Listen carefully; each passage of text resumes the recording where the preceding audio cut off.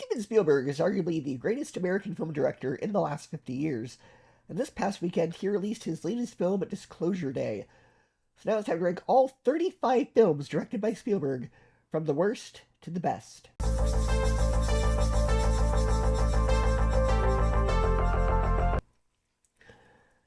In last place is The Color Purple, probably the biggest total whiplash in his career up to that point. This is the same director who gave us Jaws, Raiders of the Lost Ark, and E.T., movies built around adventure, wonder, thrills, humor, and crowd-pleasing entertainment. Then suddenly he makes The Color Purple, and it feels like Spielberg intentionally stripped away almost all that escapism. This movie is heavy from beginning to end. It is emotionally exhausting in a way that I honestly was not prepared for.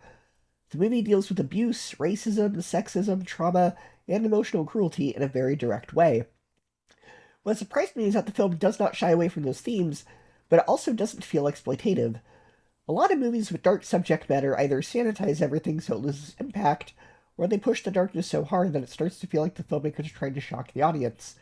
This movie walks a careful line between those extremes. The suffering is not sugar-coated, but Spielberg also handles it with restraint and dignity. There are scenes that are genuinely difficult to sit through because of how cruel people can be, but the movie never feels like it's trying to gross you out or manipulate you with misery just for the sake of misery. The villain in this movie is honestly one of the most infuriating characters I've seen in Spielberg film, not because he's flashy or theatrical, but because he represents the worst kind of evil, cruelty that becomes normal inside a home. He's abusive, controlling, degrading, and emotionally destructive. Villains like Darth Vader or Belloc are entertaining to watch because there's larger-than-life quality to them. Mr. is not entertaining at all. He feels disturbingly real, and that's what makes him so hard to watch. The movie understands that sometimes the most horrifying people are not monsters or criminals in the traditional movie sense. Sometimes they're just deeply selfish people who destroy everyone around them. The performances are really what carry the film. Whoopi Goldberg is incredible here, especially considering this was her film debut. Her performance as Sally is quiet for much of the movie, but that silence says so much. You can see the pain, fear, and hopelessness in her expressions, even when she barely speaks. Then as the film progresses, you slowly watch her rediscover her sense of worth and identity. It's not a flashy transformation, it feels gradual and human. Oprah Winfrey is also fantastic. Her performance has a lot more fire and energy, and she gives the movie some emotional intensity whenever she's on screen. The cast in general just feels very authentic. Nobody feels like they're performing for awards. The emotions feel raw and believable. That said, one issue I had with the movie is that I think it needed more historical context. The film clearly takes place during an important and painful period in American history, but if you don't already know much about that era, the movie doesn't always ground you in the larger social situation. I found myself wanting more understanding of what was happening in America outside these characters' lives. What were the racial tensions at the time specifically? What economic conditions were these families living under? What was changing socially during this period? The movie focuses so tightly on the personal story that sometimes the broader historical picture feels underexplored. Now, maybe that was intentional. Maybe Spielberg wanted the story to feel personal rather than historical. But for me, I think a little more context would have helped strengthen the emotional impact even more, because it would connect these characters' struggles to the larger reality of the world around them. Visually, the movie is still unmistakably Spielberg in some ways. Even though this is a much more grounded drama, you can still see his eye for composition and emotional storytelling. There are shots in this movie that are beautiful despite the darkness of the material. He knows how to use lighting, framing, and music to emphasize emotion without overdoing it. The emotional scenes are powerful because Spielberg trusts the audience enough to sit in uncomfortable moments instead of rushing through them. But this is absolutely not a fun movie. I think this is important to say clearly because some people go into Spielberg movies expecting entertainment in the traditional sense. This is not the kind of film you throw on for a relaxing movie night. There's almost no sense of adventure or excitement here. Even the hopeful moments are surrounded by so much pain that the movie can feel emotionally draining. I respect it more than I enjoy it. And honestly, that is why I won't rewatch it. This is one of those films where I can absolutely recognize the craftsmanship, the acting, the importance of the story, and the emotional honesty, but I don't have any desire to experience it again. Some movies are enjoyable rewatches even when they're emotional. This one feels more like an experience you endure rather than enjoy. Still, I do think the movie deserves credit for taking such a massive creative risk. Spielberg could have easily stayed the blockbuster lane forever after the success of his earlier films, but instead he chose to make something deeply serious and uncomfortable. Whether or not it fully works for everyone, I respect the ambition a lot. Overall, The Color Purple is a well-made and powerfully acted drama that tackles extremely difficult themes with maturity and restraint. It's Spielberg's most serious film up to that point by a mile, and while I personally think it could have used more historical context and isn't something I'd ever revisit for entertainment, I still respect the craftsmanship behind it. It's not a movie I liked in the traditional sense, but I can definitely appreciate why it resonates so deeply with people. Number 34, Amistad. This is a really interesting one because it's not a bad movie. In fact, in a lot of ways, it's a very well made movie. It looks great, it has strong cinematography, it has powerful subject matter, it has an incredible cast, and there are moments where you can absolutely see the craftsmanship of one of the greatest directors of all time. But even with all that said, I still think it's one of Spielberg's weaker films. And the biggest reason is that the movie feels like it's trying so hard to be important that it sometimes forgets to fully work as a movie. The story itself is obviously powerful. The film is based on the real-life 1839 revolt aboard the slave ship Amistad, where enslaved Africans took control of the ship and were later put on trial in the United States. That is already an intense, emotional, historically important story. On paper, this sounds like exactly the kind of material Spielberg could turn into something unforgettable. And visually, he does bring a lot of weight to it. The movie has that very polished prestige drama look. The lighting, the framing, the costumes, the courtroom scenes, the ship sequences, everything looks expensive and carefully composed. This is not a lazy movie. Spielberg clearly knows how to make this material feel grand and cinematic. But the problem is that the movie often feels like it's chasing greatness instead of naturally becoming great. That's where the comparison to Schindler's List becomes unavoidable. Schindler's List felt like a story Spielberg had to tell. You could feel the personal passion in every frame. It's horrifying, heartbreaking, restrained when it needs to be, and emotionally devastating without feeling manipulative. It just happens to be an Oscar-winning masterpiece because the storytelling is that strong. Amistad, on the other hand, feels like Spielberg tried to catch lightning in a bottle twice. It has the feeling of, okay, I made a gritty historical drama about one of humanity's darkest chapters. It won Best Picture, so maybe if I do another serious historical courtroom drama, it'll happen again. And I don't think the movie is cynical or fake exactly, but it does feel very calculated. It feels like a movie built to be respected more than experienced, and that's where the film starts to lose me. The emotional core should be Digimon Huson's character, and to the movie's credit, Hunso gives a very strong performance. He brings pain, anger, dignity, confusion, and strength to the role. When the film actually focuses on him and the enslaved Africans, it becomes much more compelling. Those are the moments where the movie feels alive. You feel the horror of what they went through, the injustice of their situation, and the cruelty of being treated like property in a courtroom. But the movie keeps shifting its focus away from them and toward the legal process, the political maneuvering, and the white lawyers arguing over their humanity. Now, obviously, the court case is part of the real story, so I understand why that has to be included, but dramatically, it creates this distance between the audience and the people we should be most connected to. That is probably my biggest frustration with the film. For a movie about enslaved Africans fighting for their freedom, the film spends a lot of time making the lawyers the center of the story. And that brings me to Matthew McConaughey, and honestly, I think he is one of the best parts of the movie. This is one of his strongest early dramatic roles. He plays the attorney who hopes to defend the Africans, and he brings a lot of sincerity and conviction to the role. McConaughey has always had natural charisma, but here he tones it down and gives a more grounded performance. He doesn't feel like he's trying to steal the movie. He feels like a young lawyer gradually realizing the moral weight of what he's involved in. And I actually think his performance works better than the movie around him sometimes. He gives the story a clear human entry point, and he does a good job showing the shift from legal strategy to genuine moral responsibility. But then you have actors like Morgan Freeman and Anthony Hopkins, and this is where I feel the movie wastes some incredible talent. Morgan Freeman is one of the greatest screen presences ever, and in this movie he's good because he's Morgan Freeman. He brings dignity and intelligence to every scene he's in, but his character feels underused. He's there, he matters thematically, and he has some strong moments, but the movie never gives him as much depth or purpose as it should. Anthony Hopkins has a bigger showcase later in the film as John Quincy Adams, especially during the Supreme Court section. And yes, Hopkins gives the kind of grand theatrical performance you expect from him. He has the big speeches, he has the prestige drama moments, he gets to deliver the kind of dialogue that sounds designed for awards clips. But that is also part of the problem. By the time Hopkins becomes more central, the movie already feels like it should be ending. Around the 2-hour mark, it feels like the story has reached a natural conclusion. The court case has been decided, the major emotional and legal beats seem to have landed, and you start to think, okay, the film is wrapping up. But then the movie basically says, actually, now we're going to the Supreme Court, and it keeps going for almost another hour. And I understand that historically that's what happened. The case did go further. John Quincy Adams did become involved. The Supreme Court decision matters. I'm not saying that part of the story is unimportant, but as a movie, the pacing takes a big hit. It starts to feel like the film has already reached its peak, and has to build itself up a second time. That can work if the momentum is strong enough, but here it feels stretched. Instead of feeling like an escalation, it feels like an extension. The movie keeps telling you, this is important, and it is, but importance alone does not automatically mean strong pacing. That's really the central issue with the film. It is a movie filled with important ingredients, but the final result feels too heavy, too long, and too self-conscious. There are moments where Spielberg's direction absolutely works. The flashbacks to the slave ship are brutal and disturbing, and they should be. The film does not shy away from the horror of the transatlantic slave trade, and those sequences are easily some of the most powerful parts of the movie. Spielberg knows how to show human suffering in a way that's visually unforgettable. But even then, some parts of the film feel like they're pushing so hard for emotional devastation that it becomes noticeable. With Schindler's List, the pain felt organic in the story.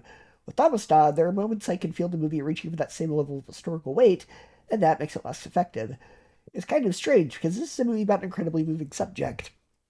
But the filmmaking sometimes creates a wall between the audience and the emotion. It's so polished, so prestige-heavy, and so focused on being a serious historical epic that it occasionally feels more like an Oscar campaign rather than a fully engaging drama. Again, I don't want to make it sound like the film was bad, because it's not. A lesser director could have made the story feel flat, cheap, or overly simplistic, and Spielberg does avoid that. There is real craft here, there are powerful performances, there are scenes that absolutely work, and the subject matter alone makes it worth watching, especially for people who are interested in historical dramas. But compared to Spielberg's best work, this feels like one of his more uneven efforts. Spielberg's at his best when emotion, character, and spectacle all come together naturally. Jaws, E.T., Jurassic Park, Saving Private Ryan, Schindler's List, Catch Me If You Can, those movies have momentum, they have identity, they know exactly what they are. Even when they're serious, they feel alive. Amistad feels more like Spielberg trying to make an important Spielberg movie, and that difference matters. The movie has a strong lead performance from Digimon and So, a very good dramatic turn from Matthew McConaughey, and some powerful historical sequences. But Morgan Freeman feels underused, Anthony Hopkins arrives almost like the movie is starting a new chapter after it already should have ended, and the pacing makes the whole thing feel longer than it needs to be. So overall, it is a well-made but flawed historical drama.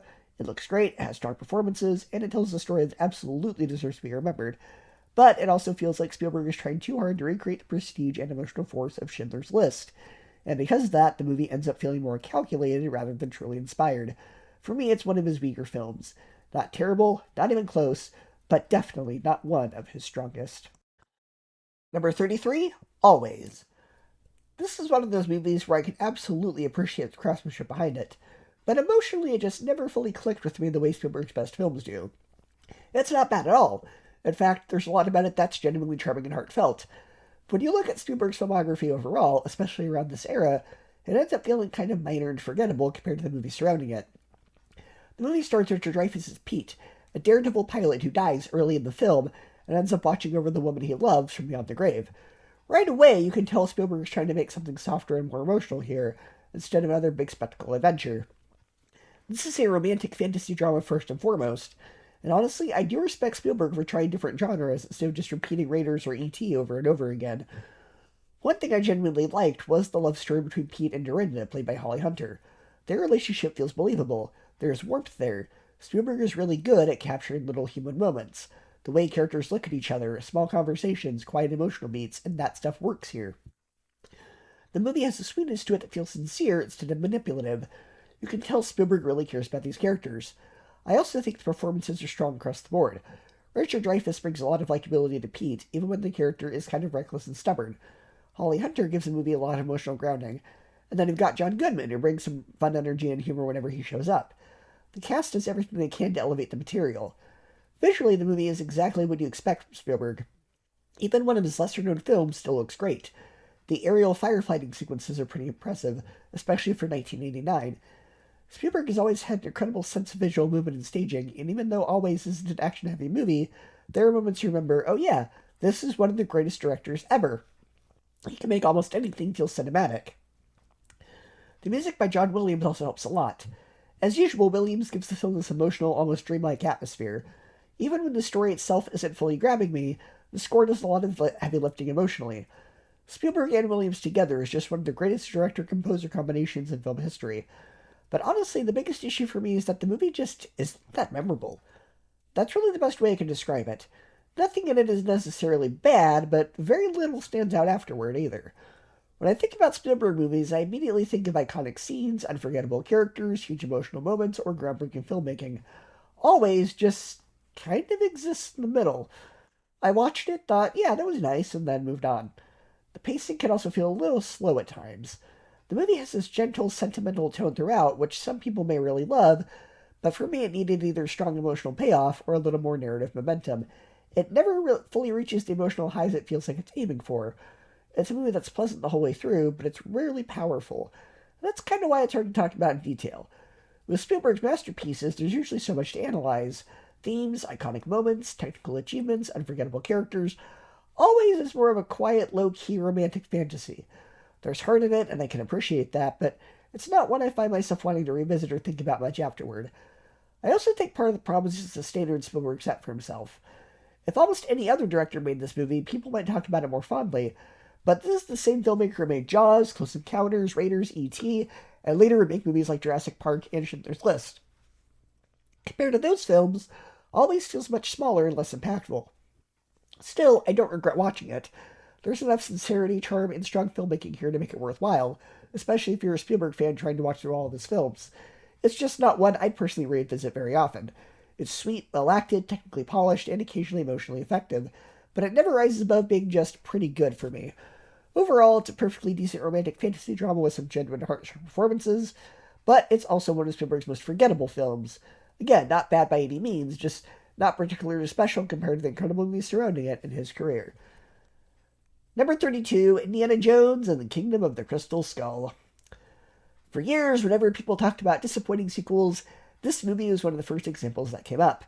Before there was debate about the Star Wars sequel trilogy, before there was endless discussion about legacy sequels, there was this film. And what's frustrating is that there are actually a lot of good ideas in this movie. On paper, this should have worked. The original Indiana Jones trilogy took place primarily in the 1930s and 40s, so naturally, Indy was fighting Nazis. But by the 50s, the world had changed. The Cold War had begun, and communism had become America's new geopolitical rival. So replacing Nazis with Soviet agents is actually a logical progression for the franchise. In fact, one of the things I like most about the movie is that it tries something different. Instead of simply doing Raiders again, it embraces 1950s culture. You have Cold War paranoia, government conspiracies, atomic testing, and science fiction influences. That's actually a clever idea. The problem is that none of it comes together the way it should. Harrison Ford is still great, and one of the biggest concerns people had before the movie came out was whether an older Indiana Jones could still carry an action-adventure film. Ford answers that question almost immediately. He's still charismatic, still funny, and still completely believable as Indiana Jones. The issue isn't Harrison Ford.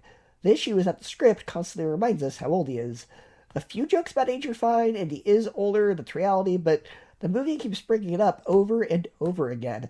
It feels like every few scenes, someone has to make another comment about his age, his retirement, and how he can't keep up anymore. The original trilogy made Indy feel human because he got tired, punched, scared, and made mistakes. Crystal Skull sometimes feels like it's actively apologizing for having an older hero. Then we get Mutt Williams, and unfortunately, this is where the movie starts losing me. Shia LaBeouf was a huge star in 2008. Transformers has just made him one of Hollywood's biggest young actors, and it's obvious the filmmakers wanted him to be the next generation of Indiana Jones. But he never really fully works for me. His character feels forced into the story rather than actually growing out of it. Every scene seems designed to convince the audience that he's cool. The leather jacket, the motorcycle, the rebellious attitude, the constant wisecracks. It all feels like the movie is trying way too hard. Instead of becoming a likable sidekick, he often becomes an annoyance who drives down the pacing whenever he's on screen. And then there are the action scenes. This is where the movie really starts to fall apart. Indiana Jones has always been unrealistic. Let's get that out of the way. Raiders has ghost-melting faces. Temple of Doom has people surviving minecart chases that should absolutely kill them. Last Crusade is a centuries-old knight guarding the Holy Grail. These movies are not realistic, but they feel believable within their own worlds. Crystal Skull crosses a line. The infamous refrigerator scene is probably the best example. For those who somehow don't know, Indy survives a nuclear explosion by climbing inside a refrigerator. Even by Indiana Jones standards, that's ridiculous. The movie asks the audience to accept something so absurd that it completely breaks the immersion. It's one of those scenes where instead of being invested in the story, you're sitting there wondering who thought it was a good idea. And somehow that's not even the only over-the-top moment. The jungle chase goes on forever. People are sword-fighting on moving vehicles, characters survive ridiculous impacts, Shia LaBeouf swings through the jungle with monkeys like he's Tarzan. Every few minutes, something happens that makes you roll your eyes. The original trilogy used practical effects whenever possible. Even when something impossible happened, it felt tangible because it was happening in a real environment. Crystal Skull relies much more heavily on CGI, and unfortunately, it shows. Many scenes have that artificial early 2000s digital look that hasn't aged particularly well. Then we get to the villains. Cate Blanchett is an incredible actress. She's won Oscars for a reason, but her character never becomes memorable. Compared to Belloc, Molaram, or Walter Donovan, she's surprisingly forgettable. Part of the problem is the accent.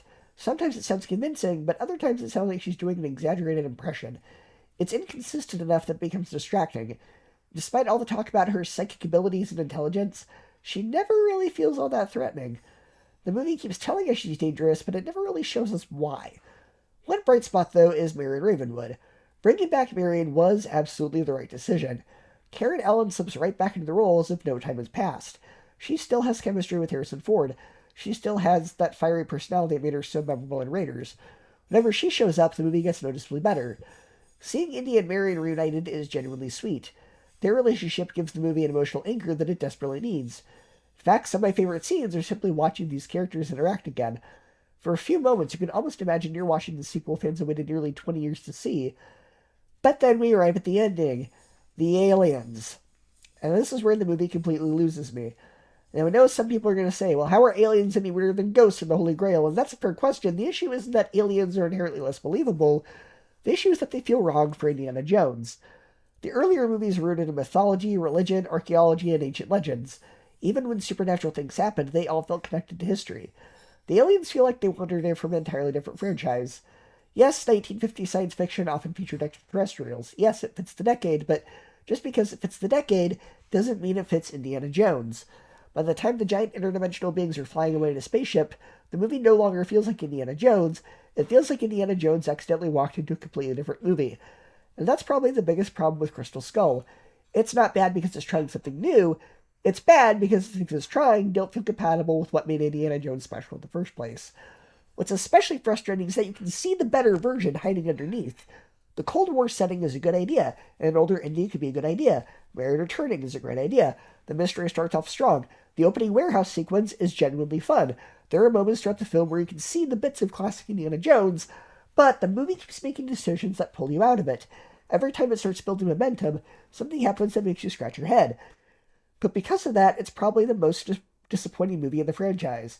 Not because it's the worst made film ever, not because it's completely unwatchable, but because the ingredients were all there. You had Harrison Ford, you had Steven Spielberg, you had George Lucas, you had Indiana Jones, and somehow the final product still missed the mark. Even the greatest filmmakers have off days. Nobody has a perfect track record. And unfortunately, Kingdom of the Crystal Skull is one of those rare times where a legendary creative team simply did not get it right. Number 31, War Horse. This is one of those movies that I really wanted to love more than I actually did. Going into it, I thought this would be a deeply emotional story about a boy and his horse, set against the backdrop of World War I. And for about the first third of the movie, that's exactly what it is. The strongest part of War Horse is easily the opening act. Spielberg does a fantastic job establishing the bond between Albert and Joey. You understand why this horse means so much to him. Joey isn't just an animal. He's a friend, a companion, and a symbol of hope for this family struggling to survive. The farming sequences are beautifully shot. The English countryside looks gorgeous, the music is excellent, and there's a warmth to these scenes that makes you care about the characters before the war tears everything apart. When Joey is sold to the British Army to help pay off the family's debts, it genuinely feels tragic, because Spielberg took the time to make us invest in that relationship. And then you have Tom Hiddleston. Seriously, every time Tom Hiddleston shows up in a movie, I get excited. And then later, Benedict Cumberbatch. It's always funny watching older movies and seeing actors who would later become huge stars pop up unexpectedly. One of the things I do appreciate about the film is the structure. Instead of staying with one set of characters, Joey moves from owner to owner throughout the war. He starts on a farm, then he's serving alongside British soldiers, then he ends up caught up with German forces, then he becomes attached to a French girl and her grandfather, then he finds himself back with German soldiers. The horse basically becomes a witness to all the different sides of World War I. That's actually a really interesting concept, because it allows Spielberg to show how the war affected everyone, regardless of nationality. British soldiers suffer, German soldiers suffer, French civilians suffer. Nobody wins. There are some genuinely powerful moments scattered throughout the film. The famous barbed wire sequence is probably the standout. It's tense, emotional, and serves as a reminder of how cruel and senseless the conflict was. There are also a few scenes where enemy soldiers briefly put aside their differences to help Joey, and those moments are probably where the movie comes closest to the emotional impact it's aiming for. My biggest issue is that once Tom Hiddleston and Benedict Cumberbatch lead the story, the movie becomes noticeably less interesting. The film starts as a story about a boy and his horse, but somewhere along the way it stops feeling like that. Joey often feels less like the main character, and more like a device used to move us between different war stories. The movie becomes increasingly focused on the humans around him rather than Joey himself. And because of that, it gradually starts feeling like just another World War I movie. Not a bad World War I movie, just another one. I kept waiting for the emotional punch that Spielberg is usually so good at delivering. This is the director of films like Schindler's List, Saving Private Ryan, E.T., and even Empire of the Sun. When Spielberg really connects emotionally, his movies can absolutely devastate you. War Horse never quite got there for me. I wasn't bored, I wasn't checking my watch, but I also wasn't particularly moved by most of it. The movie feels very safe. It has gorgeous cinematography, strong performances, excellent production design, a beautiful score, but it rarely takes risks. It feels like prestige filmmaking designed to be admired more than felt. Part of me wonders if the story might have worked better as a television miniseries. The concept of Joey moving between different owners, different countries is fascinating, but each chapter is relatively brief. Just as I started getting invested in a particular group of characters, the movie would move on to the next set. The series could have allowed each storyline more room to breathe and perhaps made the emotional connection stronger. As it is, War Horse is a good movie. It's well made, it's professionally crafted, it looks fantastic. When I think about Spielberg films, it's not one of the movies that immediately comes to mind. It's not as emotionally powerful as his best work, it's not as memorable as his best work, and unfortunately, once the credits rolled, I didn't find myself thinking about it very much. Overall, War Horse is a respectable World War I drama with some excellent performances, beautiful visuals, and an interesting central concept.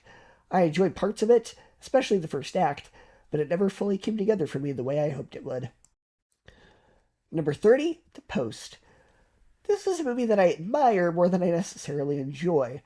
It is well made, well acted, and it asks some genuinely important questions, especially if you care about journalism, ethics, government power, and the role of press in a free society. As someone majoring in communications right now and taking courses that deal with ethics, the story actually resonated with me in a pretty specific way. Because at its core, this is not just a historical drama about newspapers in the 70s. It is really a movie about responsibility, who has it, who abuses it, and what happens when truth becomes inconvenient to the people in power. The basic premise is centered around the Washington Post and the publication of the Pentagon Papers, which exposed government deception starting the Vietnam War. And what makes the movie interesting is that it does not present this as some simple, easy good versus evil story. Instead, it forces you to sit with a lot of uncomfortable questions. Is it legal for the federal government to try to stop the press from publishing classified information?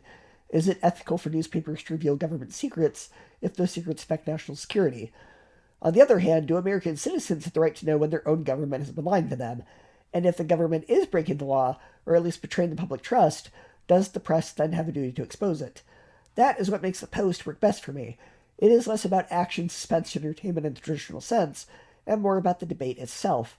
This is a movie built around conversations, moral dilemmas, phone calls, meetings, printing presses, legal risks, and people having to decide what they're willing to stand for. It is basically a drama about whether truth should be protected or suppressed, and whether freedom of speech and freedom of the press actually mean anything when those freedoms become inconvenient. And that is where the movie really connected with me. In communications and ethics classes, you end up talking a lot about where rights begin and where they stop. Freedom of speech sounds wonderful in theory, but what happens when speech causes harm? Freedom of the press sounds essential, but what happens when what is being published is sensitive, classified, or dangerous? Where is the line between public good and public curiosity? Where is the line between protecting the country and protecting corruption? The Post lives in that gray area. It does not ask childish questions, it asks complex questions. The movie also raises another major issue, and that is whether the Vietnam War itself was justified, or whether the public was being dragged through years of suffering based on lies, half-truths, and political self-preservation. That gives the film a lot of weight. This is not just some abstract argument about newspapers. Real people were dying where leaders apparently knew far more than they were admitting. That makes the publication of the Pentagon Papers feel less like a rebellious press stunt and more like a moral reckoning. Now, in terms of performances, Meryl Streep and Tom Hanks are both very solid here. Meryl Streep especially has the harder role, because her character is not just dealing with the journalistic side of the story. She's navigating a male-dominated environment, corporate pressure, political pressure, social pressure, and personal uncertainty. Her arc is really about finding the courage to make the decisions only she can make. Tom Hanks brings his usual energy and confidence, and he helps keep the movie moving because his character is more aggressive and outspoken. The two of them work well together, even if this is not one of my absolute favorite performances from either of the actors. Spielberg, as always, knows how to direct the material clearly. Even when the movie is mostly people talking in rooms, he knows how to make those conversations feel urgent. He understands rhythm, tension, and how to make systems feel cinematic. The printing press scenes especially are shot with the same sense of importance, The physical act of putting words on paper itself is an act of defiance. There is something kind of old school inspiring about that. At the same time, this is where I get a little mixed on the movie. For all the important themes and all the strong craftsmanship, the post often feels more like a discussion piece than a fully satisfying film. And I do not mean that as an insult exactly. I mean that this feels like the kind of movie that's more likely to be shown in a classroom than casually revisited on a Friday night for entertainment. It is interesting, it is thoughtful, it is relevant, but I would not necessarily call it gripping in the way Spielberg's best movies are gripping. The biggest issue for me is the pacing, especially near the end. The movie is just under 2 hours long, and honestly, I think it needed more time. This is one of those rare cases where I watched a Spielberg movie and thought, this needed another hour. That is not something I say often, because usually when movies are too long, I feel it. Here, I feel the opposite. The material is so rich, and the ethical and legal stakes are so fascinating, that the movie almost feels like it's rushing past the most interesting parts. The Supreme Court angle in particular feels like it should have had more room to breathe. Once the film gets to that stage, it feels like we're approaching the point where the story should deepen even more, and instead the movie starts hurrying toward the finish line. I wanted more legal debate, more fallout, more time spent on the actual consequences of this decision, more exploration of what this case meant not just for the Washington Post, but for the country and for the precedent it set. Instead, the ending feels abrupt. And then the movie basically wings you with that final Watergate tease, which honestly made me burst out laughing. It ends in such a way that almost feels like it's setting up a sequel. I half expected text up on screen saying, "Nixon will return." It is such a funny kind of cliffhanger, because this is not a Marvel movie, it's a historical journalism drama, so ending it like a teaser for the next big scandal felt a little strange to me. That said, I still think the movie is worth watching, especially if you're interested in media, law, ethics, government, or American history. This is a movie that wants you to think. It wants you to ask where power should be checked, what journalism is for, and whether truth should ever be delayed or denied for the sake of preserving the image of institutions. Those are timeless questions, and honestly, they still feel very relevant. So while I don't think The Post is top-tier Spielberg, I do think it is a respectable, intelligent, well-acted film with an important message.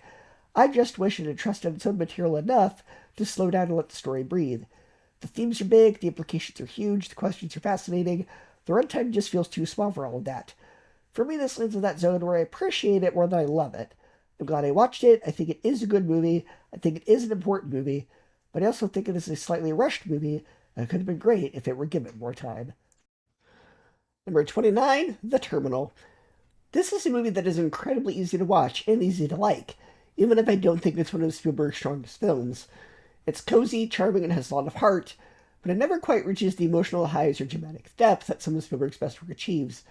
The premise is certainly unique.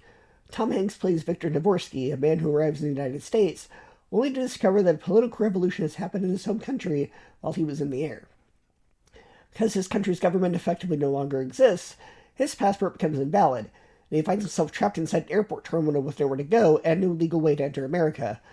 It's the kind of high-concept idea that immediately grabs your attention, because you can't help but wonder how someone could survive in that situation. One of the movie's greatest strengths is its atmosphere. The airport becomes an entire world unto itself. Victor slowly learns how everything works, finds ways to earn money, develops friendships with airport employees, and creates a routine for himself. Watching him adapt to his surroundings is genuinely entertaining. There is something strangely comforting about spending time in this environment. The movie has a warm, welcoming feeling that makes it perfect comfort food cinema. The comedy is also surprisingly effective. A lot of the humor comes from Victor's culture shock and language barrier, but Spielberg and the writers avoid making him the butt of the joke. Instead, much of the comedy comes from his resourcefulness and the misunderstandings that arise as he learns English and navigates airport life. There are several scenes that have me smiling throughout the film, and Tom Hanks' natural likability helps some into the comedic moments. That said, Tom Hanks is actually one of my biggest issues with the movie. This might be an unpopular opinion, but I think he feels somewhat miscast in the role. Hanks is obviously a fantastic actor and gives a committed performance, but I never completely bought him as Victor. There were moments where I felt like I was watching Tom Hanks doing an accent of playing a character, rather than disappearing into the role. It's not a bad performance by any means, but compared to some of his more natural and effortless performances like Forrest Gump or Saving Private Ryan, this one never fully clicked for me. The movie is also a little too sentimental for my liking. Spielberg has always had a sentimental side, and when it's balanced properly, it can create some truly magical moments. Here, however, the film occasionally lays the sweetness on a little too thick. There are several scenes that feel designed specifically to tug at the audience's heartstrings, and sometimes it comes across as manipulative rather than genuinely emotional. I found myself appreciating the film's optimism but not necessarily being moved by it. Another issue is that the story never feels particularly urgent. The stakes are relatively low compared to many Spielberg films, which isn't inherently a bad thing, but it does make the movie feel somewhat slight. The conflict is mostly centered around Victor waiting and overcoming bureaucratic obstacles. While it's interesting for a while, the narrative occasionally loses momentum and starts to feel repetitive. The romance subplot is probably the weakest aspect of the movie. It never felt particularly believable to me, and it often distracts from the more interesting story of Victor building relationships with the airport workers. I found myself much more invested in his friendships and personal journey than the romantic storyline. Even with those criticisms, I still enjoyed watching Terminal. It's the kind of movie that leaves you feeling good afterward. It's pleasant, funny, and surprisingly relaxing. Not every movie needs to be an epic masterpiece, and there's value in a film that's simply enjoyable company for 2 hours. For me, it falls in that category of movies that I'm glad I watched and will happily revisit someday, but it's not one that I consider among Spielberg's essential works. It's a charming little story with a unique premise, solid comedy, and a lot of warmth, even if it occasionally becomes overly sentimental and never fully reaches its potential. Number 28, Duel. Clearly it's lower budget, and the focus isn't on spectacle, but rather character. I'd say this is kind of like Spielberg's version of Mad Max, because the majority of the movie is a chase between the main character and a truck driver trying to kill him. Now, Spielberg put a lot of bits of his childhood in scripts like E.T. that deal with people dealing with familial issues like divorce, and while Spielberg is not the screenwriter, you can see little influences of that in this film. The opening credits are the main character listening to radio talk shows. And there's a conversation of a guy debating if he should mark himself as head of household, or if he should put his wife down as head of household, and what will people think, and it's not this throwaway conversation to give the audience something to listen to their opening credits. It becomes important a few minutes later, when our main character stops at a gas station and uses their phone to call his wife, and you can tell from their conversation there are some marital problems there. A premise about a guy driving for 90 minutes doesn't sound like the most compelling piece of cinema, but Spielberg manages to make it work pretty well. John Williams is a frequent collaborator with scoring Spielberg's films, and Williams did not do this film's score, but for a pre-Williams movie, the score is still tense and thrilling. The film does a great job of exploring the main character's psyche. It makes the audience question if this is really happening, or if it's all in his head. There were a few moments at first where I was theorizing that there was going to be a twist where there was never any truck, and he's just imagining it because he's been driving for so long. But later, it clearly establishes that it is real. There are parts of the chase scenes you can tell Spielberg reused his influence from the T-Rex chase scene in Jurassic Park. Must go faster, and much like how that film takes a few minutes after the more exciting scenes to slow down and let the audience catch their breath, the film does so as well. Now, there are a couple of issues, namely with the villain's motivation. We're never given an actual reason for the villain wanting to kill this guy. You do see near the end that the villain has several different license plates on his truck, which I'm theorizing is subtly telling the audience that those plates are from other people he's killed, like some sort of 6 serial trophy collection, and maybe it could be argued like he's the Dark Knight version of the Joker, where he just does what he does without any real reason, but I think maybe it could have been fleshed out more. Also, the movie just kind of abruptly ends. Yeah, the main character succeeds in defeating the villain, but the final shot is him standing there in the middle of the desert. Well, wait a minute. He spent the whole movie trying to get back to his family, but now he's stuck in the middle of nowhere. His car is now destroyed, and cell phones don't exist yet because it's the 70s, so how is he going to get back? So a few unresolved things, but overall, though this may not be talked about as Spielberg's later films, it's a great start to his career as a director. Number 27, AI. One of the strangest movies in Steven Spielberg's entire film library. This is a movie that is famously tied to two very different filmmakers. It was originally developed by Stanley Kubrick for years, and after Kubrick passed away, Spielberg ended up directing it. And you can feel that tension all over the movie. This does not feel like a pure Spielberg movie, but it also does not feel like a pure Kubrick movie. It feels like Spielberg trying to honor Kubrick while still making something that is his own emotional instincts. And the result is messy. Interesting, ambitious, sometimes beautiful, sometimes deeply uncomfortable, but definitely messy. The basic idea is a futuristic version of Pinocchio. Instead of a wooden puppet who wants to become a real boy, we have David, a robotic child who wants to become a real boy so his mother will love him. On paper, that is a very Spielberg idea. A child longing for family, wanting unconditional love, trying to find his place in a world that doesn't fully accept him. That sounds like something Spielberg could absolutely turn into a heartbreaking masterpiece. But the movie itself is much colder and creepier than the premise suggests. And I know this movie is technically science fiction, but for a good chunk of the runtime I kept asking myself, are we sure this wasn't supposed to be a horror movie? Because the score, the color grading, the cinematography, the way David is framed, the way he moves through the house, the way he just appears in scenes, so much of this plays like psychological horror, especially in the first 20 or 30 minutes. Every time David popped up in the background or whispered something, I was expecting horror movie jump scare music to kick in. There are so many moments where he just looks at someone or stands in a doorway or says something in that quiet voice, and it feels like the movie is about to reveal that this child robot is actually evil. And to be clear, I do not blame Haley Joel Osment for that. He is a very good actor, and he's doing what the role requires, but I do think the performance comes off as creepier than the movie was maybe intending. He feels less like a sweet artificial child, and more like a creepy child that you would see in something like Insidious. Every time he whispers, it has that haunted child in the hallway feeling. There's a scene early on where David is trying to understand the family and connect with Monica, but the way it's shot makes him feel unsettling instead of sympathetic. Again, I understand what the movie is going for. David is not fully human. He is learning behavior. He is trying to imitate love. The discomfort is probably intentional to some degree. But the problem is, the movie also wants us to emotionally attach to him, and that's harder when half the time he feels like he wandered in from a haunted house movie. That is one of the biggest issues with the film for me. I understand the concept, but the execution kept pulling me in different directions. The first hour is basically domestic sci-fi drama with horror undertones. David is brought into this family as a replacement child because their real son is in suspended animation due to illness. That setup is actually really compelling. You have grieving parents, artificial intelligence, moral questions about love, and the terrifying idea of creating a child who can love you forever, even if you were not prepared to love him back. That part of the movie has some really strong ideas. It asks uncomfortable questions.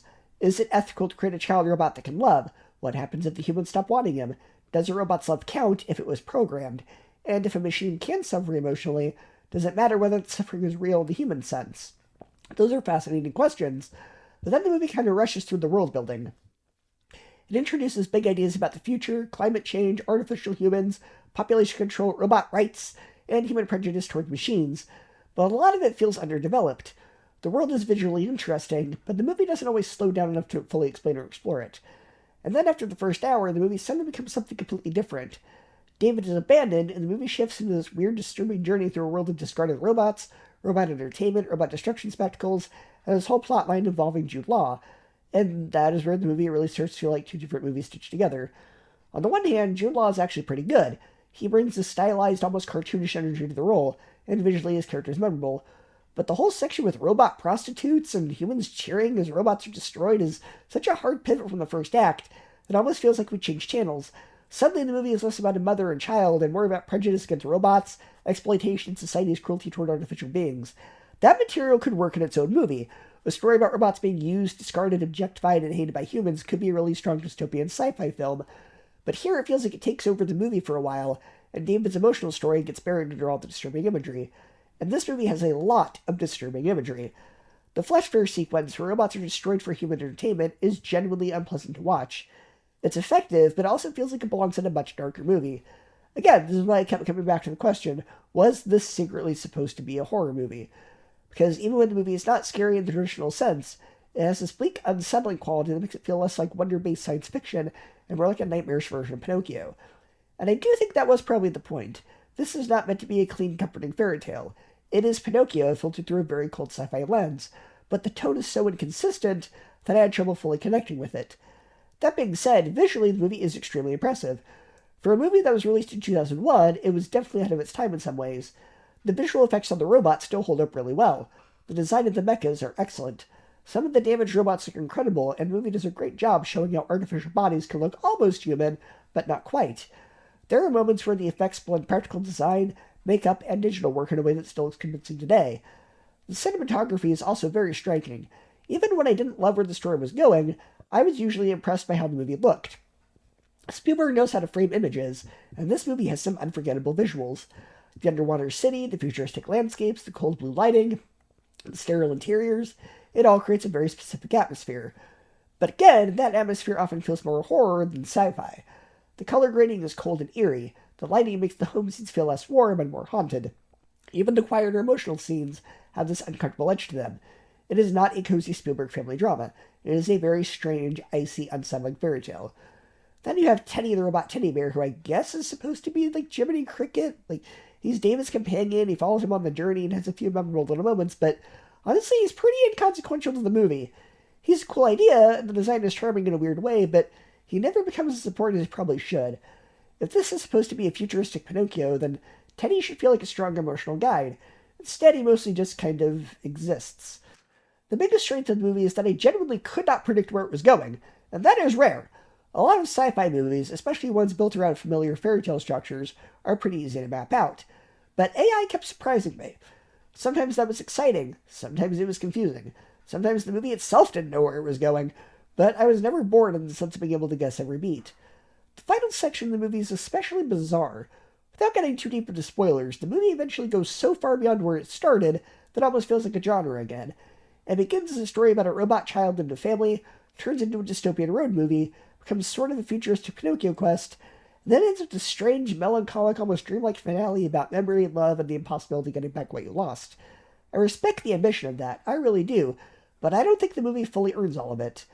The emotional idea is powerful. A child who is created to love forever is trapped by that love forever. David's programming makes him innocent, but it also makes him tragic. He cannot move on. He cannot grow up. He cannot accept that Monica's love is limited and complicated. He is stuck chasing an impossible dream because that is what he was built to do. That is a haunting concept. And when I think about the movie in summary, I almost feel like I like it more than I did when I was watching it.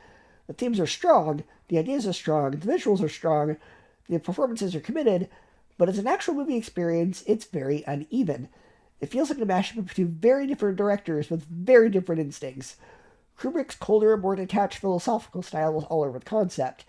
Spielberg's sentimentality and emotional sincerity are all over the ending. But instead of blending smoothly, those two styles often clash. Sometimes the movie wants to be clinical and disturbing. Sometimes it wants to be heartbreaking and magical. Sometimes it wants to be a dystopian social commentary. Sometimes it wants to be a fairy tale. And because of that, I never really fully knew what I was supposed to feel. I think it at least deserves credit for being ambitious. It's not a lazy movie or studio cash grab. It is clearly trying to say something about love, humanity, technology, grief, and the danger of creating life just because we can. It has more ideas in one act than some sci-fi movies have in their entire runtime. But having a lot of ideas does not automatically mean the movie works. And for me, this is one of those movies where I admire parts of it more than I actually enjoy it. It was ahead of its time in 2001, especially with the rise of modern conversations about AI or emotional machines and whether technology can imitate or replace human connection. Watching it now, it does not feel quite as unique as it probably did when it came out. We've seen a lot more stories since then about robots, AI, synthetic humans, and the line between programming and emotion. So now what stands out most is not necessarily how original it is, but how strange it is. And it is very strange. This is easily Spielberg's weirdest movie. Not his worst, but certainly his weirdest. It has moments of brilliance, moments of beauty, moments of horror, and moments where I honestly wondered what movie I was watching.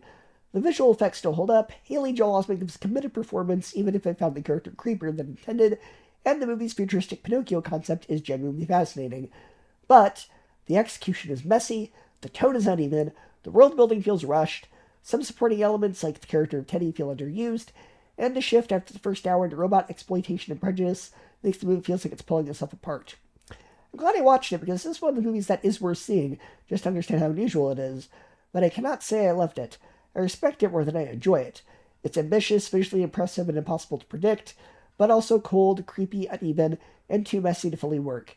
Spielberg swings big here, and I respect the swing, but this is one of those swings that only half connects. Number 26, The Lost World Jurassic Park. Shouldn't that title be the other way around? This movie feels like lightning in a bottle syndrome. The first Jurassic Park worked because it felt fresh and magical. Nobody had seen anything like it before. There was mystery, tension, memorable characters, and moments that burned themselves into pop culture forever. The T-Rex breakout scene alone is still one of the greatest sequences ever filmed. The Lost World feels like a movie trying desperately to recreate that feeling instead of understanding why it worked in the first place. Now don't get me wrong, there are still some positives here. Visually, Spielberg is still Spielberg. The man could probably direct someone reading a phone book and make it look cinematic. There are some genuinely cool dinosaur moments throughout the movie. The effects still hold up surprisingly well for the most part.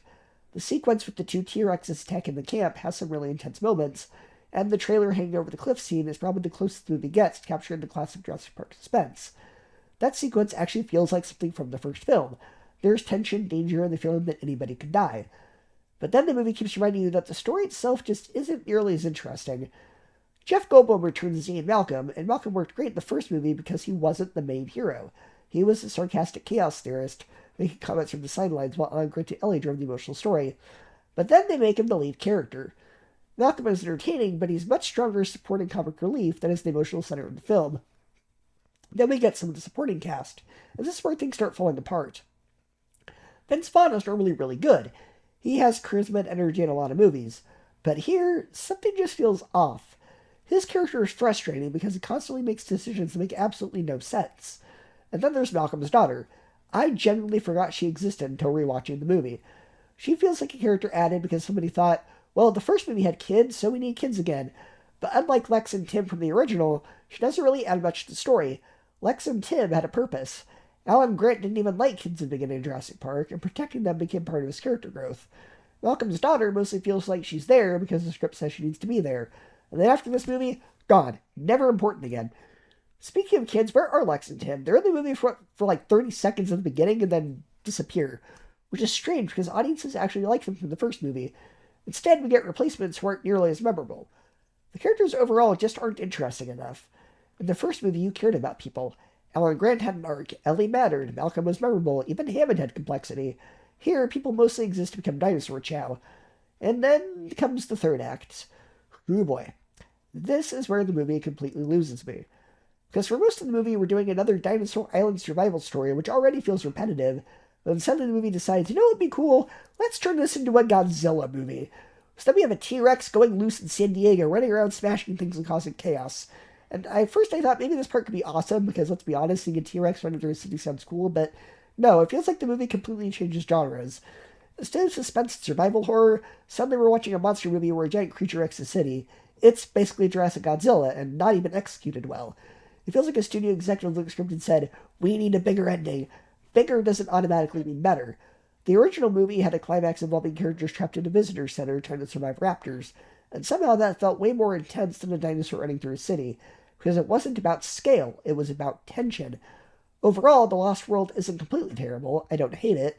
There are entertaining moments scattered throughout. Spielberg still directs some great action sequences, and seeing dinosaurs is always fun, but compared to the original Jurassic Park, it's a massive step down. This feels like a story somebody was passionate about telling, and more like a sequel because Jurassic Park printed money and studios wanted more. And sometimes sequels work. This one mostly feels like a reminder that capturing lightning in a bottle twice is harder than it looks. They were so preoccupied about whether they could, they didn't stop to ask themselves if they even should. Number 25, Spielberg's latest film, Disclosure Day.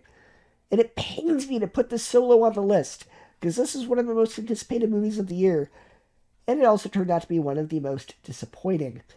Now, let me be perfectly clear, I don't hate the film. In fact, there are aspects of it that I genuinely enjoyed. There are moments where you can absolutely feel Spielberg's talent as a filmmaker. The problem is that when you spent nearly 50 years redefining blockbuster cinema and practically inventing the modern alien movie, expectations are naturally going to be sky high, no pun intended. And that's where my disappointment comes from. I think a huge part of the issue is that I walked into the movie expecting one thing, but I got something completely different. Based on all the marketing, you would understand that Steven Spielberg returned to the UFO and extraterrestrial genre. I expected something closer to Super 8, or War of the Worlds, or Close Encounters, or Signs. I was expecting a large-scale alien thriller. That's not really what this film is. Instead, what Spielberg has actually made is much more of a conspiracy thriller. It's a race against time mystery about government secrets, cover-ups, hidden agendas, and the questions of whether humanity is ready to learn the truth. The closest comparison I could think of is actually the Mel Gibson film, Conspiracy Theory. The movie spends much more time investigating rumors, chasing clues, uncovering documents, and debating the implication of extraterrestrial life than it does actually showing extraterrestrial life. And that's not necessarily a bad thing. The problem is that the stuff with the aliens doesn't really become a major focus until the final half hour. By that point, you spent nearly 3 hours following investigations, political discussions, religious debates, and multiple separate storylines. And that leads me to one of my biggest issues with the movie, the narrative structure, because this film feels overstuffed. Emily Blunt was marketed as the central character, but she doesn't even really appear until around 20 minutes into the film. When she arrives, the movie immediately becomes more engaging. Her storyline is compelling, her performance is excellent, and she brings a sense of urgency to the story that was desperately needed. Whenever the film focuses on Emily Blunt and her investigation, I was completely invested. Unfortunately, the movie keeps pulling away from her. There are simply too many protagonists. Every time the movie builds momentum with her storyline, it cuts away to another character, and then another character, and then another character. Before long, you're juggling like 4 or 5 major plotlines that all compete for screen time. Some of those side stories can be interesting, but they frequently slow the pacing down. A lot of the movie is devoted to philosophical discussions about religion, faith, God, and humanity's place in the universe. The film repeatedly asks questions like, if intelligent life exists elsewhere, what does that mean for religion? What does it mean for faith? What does it mean for understanding of creation? The problem is that the movie never really says anything particularly new about them. The conversations feel like discussions you've already heard in documentaries, television specials, podcasts, sci-fi novels, and countless episodes of X-Files. The film presents the questions, but never arrives at any conclusions that feel fresh or surprising. And speaking of X-Files, that's honestly the comparison I kept coming back to throughout the movie. It often feels less like a major Spielberg event film, and more like just this very expensive, very long episode of X-Files. And when you're talking about Spielberg, I expect something that pushes the genre forward. I expect something that makes me think, I've never seen this before. Instead, I kept finding myself thinking, I've seen versions of this before. Then we get to the aliens themselves, and honestly, that was one of the biggest disappointments for me. For a filmmaker who gave us the wonder of E.T., the mystery of Close Encounters, and the terrifying tripods of War of the Worlds, the alien designs here feel surprisingly generic. They're basically the stereotypical extraterrestrials we've seen 1,000 times before. The big heads, the large black eyes, the thin bodies. There's nothing particularly memorable or unique about them. Maybe that was intentional, maybe Spielberg wanted to lean into classic UFO mythology, but for me it felt unimaginative. The CGI is also very clunky, which is disappointing for a Spielberg flick. This is the director who revolutionized practical effects with Jaws. This is the filmmaker who brought E.T. to life. This is the guy who helped create Jurassic Park, a movie whose practical effects still look better than some modern blockbusters more than 30 years later. So seeing him rely heavily on CGI that looks artificial feels incredibly strange. There are several moments where I found myself wishing Spielberg had embraced practical effects more heavily. The movie might have felt more tangible and believable. It never quite reaches the level of wonder that Spielberg's best work achieves. And that's really what I have to say about it. The movie isn't bad, it's just disappointing by Spielberg standards. If another director had made this exact same film, I might call it a solid, entertaining conspiracy thriller. But Spielberg isn't just another director. He's Steven Spielberg. The expectations are different. When Spielberg tackles aliens, I expect something groundbreaking. When he tackles mystery, I expect something unforgettable. When he tackles sci-fi, I expect something that changes the conversation. Disclosure Day doesn't really do any of those things. It's entertaining, it's occasionally thrilling, Emily Blunt gives a strong performance, the mystery is engaging enough to keep you watching, and there are moments where Spielberg's mastery shines through, but the film feels very safe. It never takes the risks necessary to become iconic. It never discovers a new angle on extraterrestrial life. It never says anything particularly profound about humanity, and it never reaches the emotional or cinematic highs of Spielberg's greatest sci-fi films. Ultimately, I think your enjoyment of it will depend entirely on what you're expecting. If you're going into this expecting something like War of the Worlds or Close Encounters or some other massive alien-focused spectacle, you're probably going to be very disappointed. However, if you know now that you're going and getting a conspiracy thriller first and a sci-fi movie second, you may have a much better experience. For me, it's still a worthwhile watch. I was entertained. I don't regret seeing it. But it's also not a movie that I can imagine people talking about 10 or 20 years from now, alongside Spielberg's true classics. Number 24, The Sugarland Express. What surprised me most about this movie is how small and intimate it feels. Even though this is a road movie with police cars, media coverage, and a growing statewide chase, it doesn't feel like a big spectacle. It almost feels you're watching a stage play. The focus is entirely on the characters, the dialogue, and their relationships, and that's what keeps you invested from beginning to end. The story, which is based on a true event, follows a couple trying to reunite with their child, and in the process they end up on the run from the law. What makes it interesting is how Spielberg frames them. They're criminals, but as the movie goes on, they start to feel more like celebrities. The media starts covering them, crowds gather to watch them pass by, and they become these almost mythological figures, which feels very reminiscent of Bonnie and Clyde. There's also a bit of that offbeat, slightly absurd tone you later see in Raising Arizona, which makes the whole thing even more engaging. One of the most interesting aspects of the film is the relationship with the cop escorting them. Over time, he starts to sympathize with them, almost developing a mild form of Stockholm Syndrome. It's subtle and gradual, not over the top, and it makes all the characters feel more human. Nobody in this movie feels one-dimensional, which is really impressive for such an early film in Spielberg's career. And then there's Goldie Hawn, who is easily the standout here. She absolutely carries this movie. Her performance is chaotic, emotional, funny, and desperate all at the same time. You completely understand her motivations, even when you don't agree with her decisions, and that's what makes her so compelling to watch. Another thing I really liked is the dialogue. There are these little moments of humor sprinkled throughout. Not big punchlines, but natural character-based humor that just feels real. It helps balance out the tension and keeps the movie from ever feeling too heavy. You can already see Spielberg starting to figure out that balance of heart, tension, and humor that he would later master, because this is one of his earlier films. This is also the first collaboration between Spielberg and John Williams, which is really cool to see in hindsight. The score isn't as iconic as what they go on to do together, but you can feel the beginning of something special. It supports the emotion of the story without overpowering it. And I've got to talk about one specific scene because it really stood out to me. There's a moment where they're watching a Wile E. Coyote and Roadrunner cartoon, and the movie does this really deliberate close-up before fading to black. That's not random. The entire film is basically a real-life version of a cartoon chase. They're constantly on the run, always one step ahead, just like the Roadrunner. But in the cartoons, Wile E. Coyote never really faces consequences. Everything resets. In this movie, that's not the case. That close-up feels like a quiet realization, especially for the husband, that he is the coyote, chasing something that's eventually going to fall apart. That fade to black right after feels like Spielberg subtly telling you that the fun, chaotic part of the journey is starting to come to an end. Overall, Sugarland Express is a really strong follow-up to Duel, and a fantastic starting point for Spielberg's theatrical career. It's not one of his absolute best films, but you can clearly see the foundation being built. The character work, the tone, the storytelling instincts, and from here his momentum only continued to grow. Number 23, Munich. Most directors have a recognizable style that comes through almost everything they make. Spielberg certainly has some recurring themes and techniques, but every once in a while he makes a movie that feels completely different from the rest of his work. Munich is one of those movies. If you showed someone E.T., Jurassic Park, Indiana Jones, and Munich without telling them who directed them, they might struggle to believe the same person made all four films. This movie has a much darker, grittier, and more grounded visual style than most Spielberg films. It feels less like a traditional Hollywood thriller, and more like a political espionage film from the 70s. The camera work, the color palette, the pacing, and the atmosphere all create a feeling of constant tension and unease. The film is based on the aftermath of the Munich massacre, when Israeli athletes were murdered during the 1972 Olympics. In response, a covert team is assembled to track down and eliminate the people believed to be responsible. On paper, that sounds like the setup for a straightforward revenge thriller. A lesser filmmaker might have turned this into a simple story about heroes hunting villains, but that's not what Spielberg does. What makes Munich so fascinating is that it's not really about the mission itself. It's about the moral consequences of that mission. It's about what happens when people convince themselves that doing something wrong is necessary because of the circumstances.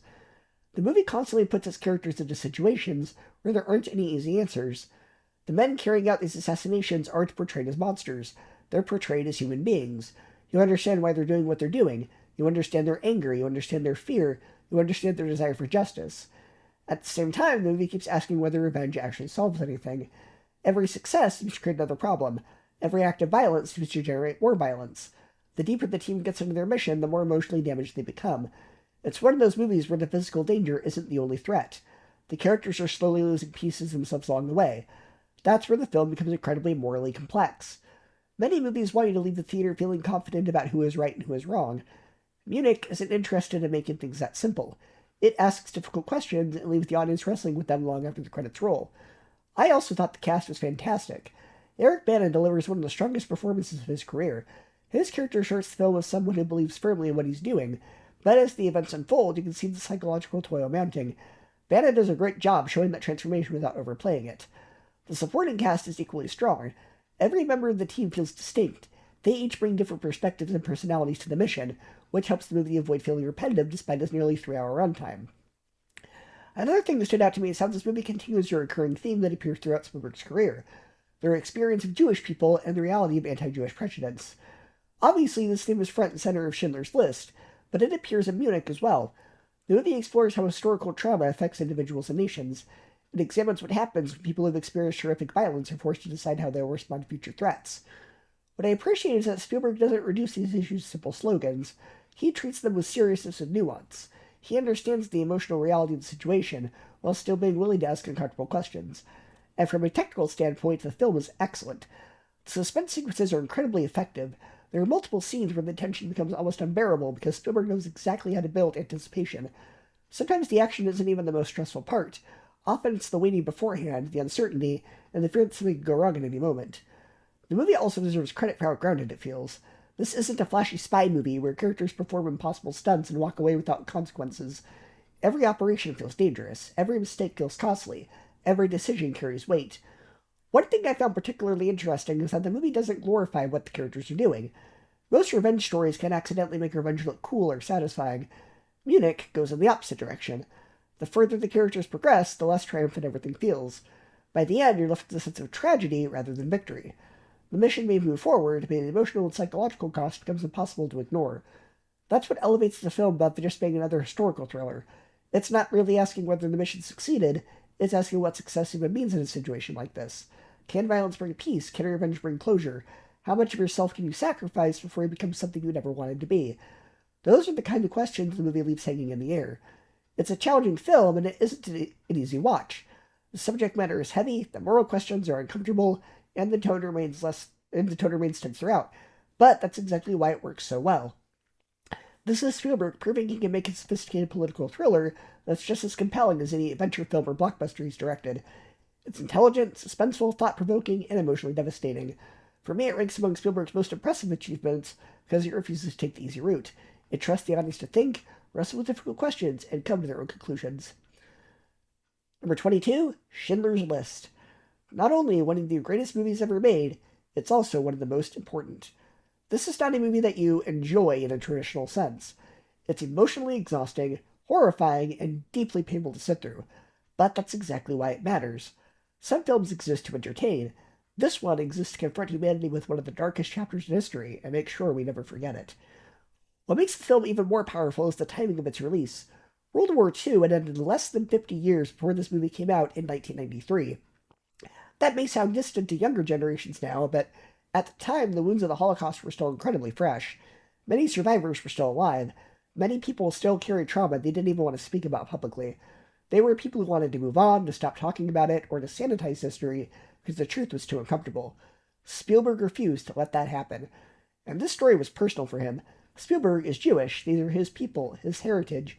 You can feel that passion and pain in every frame of this movie. He directs it with a level of reverence and honesty that goes far beyond simply making a prestige drama. This feels like a filmmaker carrying the weight of history on his shoulders. The black and white cinematography gives the film a documentary-like realism, almost making it feel less like a Hollywood movie and more like actual historical footage. It removes glamour from the story. There's nothing stylish or exciting about the violence here. It's cold, cruel, and disturbingly matter-of-fact, which somehow makes it even harder to watch. And then there's Liam Neeson delivering what honestly believes the greatest performance of his career as Oscar Schindler. What makes Schindler such a fascinating character is that he doesn't start as a hero. At the beginning of the movie, he's opportunistic, charming, and motivated largely by profit. He sees the war as a business opportunity. He likes his luxury and status. He likes being connected to powerful people. In another movie, a character like this might remain selfish all the way through. But what makes Schindler's arc so compelling is watching his conscience slowly awaken as he witnesses the unimaginable horrors around him. Little by little, the walls break down. At first, he's trying to save his workers because they're useful to him. Then eventually he starts seeing them as human beings instead of numbers. By the end of the film, he's sacrificing everything he owns to save as many lives as possible. The famous ending scene where he breaks down crying, saying he could have saved more people, absolutely destroyed me. Neeson plays the transformation so naturally that it never feels forced or overly dramatic. It feels human. The movie also does an incredible job showing how evil can become normalized. Ralph Fiennes gives a terrifying performance as Amon Goth, because he doesn't play the character like a cartoon villain. He plays him like a real human being who has completely surrendered his soul to hatred and power. That's what makes him so disturbing. The film constantly reminds you that the Holocaust was not carried out by movie monsters. Neeson plays the transformation so naturally that it never feels forced or overly dramatic. It feels human. The movie also does an incredible job showing how evil can become normalized. Ralph Fiennes gives a terrifying performance as Amon Goth, because he doesn't play the character like a cartoon villain. He plays him like a real human being who has completely surrendered his soul to hatred and power. That's what makes him so disturbing. The film constantly reminds you that the Holocaust was not carried out by movie monsters. It was carried out by ordinary people who embraced propaganda, prejudice, and dehumanization. That aspect of the movie hit me especially hard personally. Even though I'm not Jewish, I could still see myself in the situation. Early members of my church, the Church of Jesus Christ of Latter-day Saints, or the Mormons, experienced severe persecution in the 1830s, especially during the Missouri Extermination Order of 1838, where the governor declared that Mormons must be exterminated or driven from the state. While obviously not comparable in scale to the Holocaust, it shows how dangerous propaganda and dehumanization can become when a group of people is labeled as lesser, dangerous, or unwanted. History has shown over and over how quickly fear and hatred can escalate. And on a personal level, the movie becomes even more haunting when you realize that under Hitler's worldview, Many disabled people were also targeted and killed because they were considered genetically undesirable.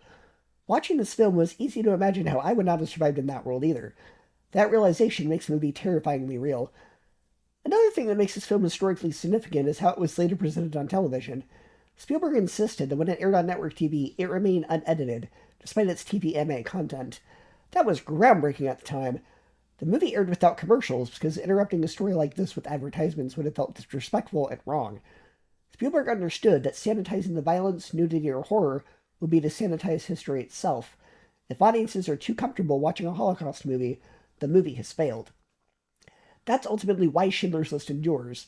It's not meant to be an easy watch.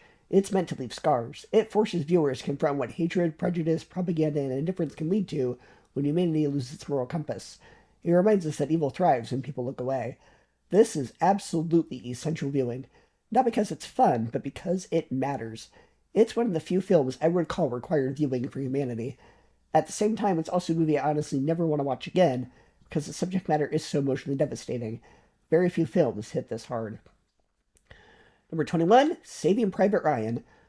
One of those movies where, even if you don't necessarily want to revisit it often, you still walk away understanding exactly why it's considered one of the most important war films ever made. And honestly, the opening 25 minutes alone could almost be reviewed as its own movie. The Omaha Beach sequence is one of the most intense, horrifying, and technically brilliant scenes Spielberg has ever directed. It is not fun action. It is not Hollywood spectacle in the usual sense. It is chaos, it is confusion, it is terror. It is loud, disorienting, and almost unbearable at times. And that is clearly the point. Spielberg drops you into the middle of this battle with almost no sense of safety, no clean geography, and no heroic polish. You are not watching soldiers charge into glory. You are watching men trying to survive minute by minute in an absolute nightmare. The sound design is especially incredible. The bullets snapping through the air, the muffled moments after explosions, the screams, the water, the metal, the orders being shouted over noise. It all creates this feeling that you are trapped in the middle of something no person should ever have to experience. It is one of the rare movie sequences where the craft is so good that you almost do not want to praise it in a normal movie review way, because the point is not entertainment. The point is to make you feel the weight of what happened. And that is where Saving Private Ryan really stands out. This is not a movie that romanticizes war. It honors sacrifice, yes, but it does not make war look clean or noble. It shows bravery, but it also shows fear. It shows brotherhood, but also trauma. It shows men doing heroic things, but often when they're scared, exhausted, angry, confused, or just trying to keep moving. After that opening, the movie shifts into its central mission. A group of soldiers is put to save Private James Ryan, whose brothers have been killed in the war, so he can be sent home to his mother. On paper, that premise can almost sound like a traditional patriotic rescue story, but the movie makes it more complicated than that. The question hanging over the whole film is whether one man's life is worth risking several others. Is the mission noble? Is it fair? Is it even logical? And the movie does not give an easy answer. The moral tension is one of the strongest parts of the film. The soldiers themselves wrestle with it. Some understand the purpose, some resent it. Some think it is ridiculous that they have survived so much only to be sent across dangerous territory for one guy they've never met. And honestly, that makes sense. From their perspective, this is not some abstract symbol of American sacrifice.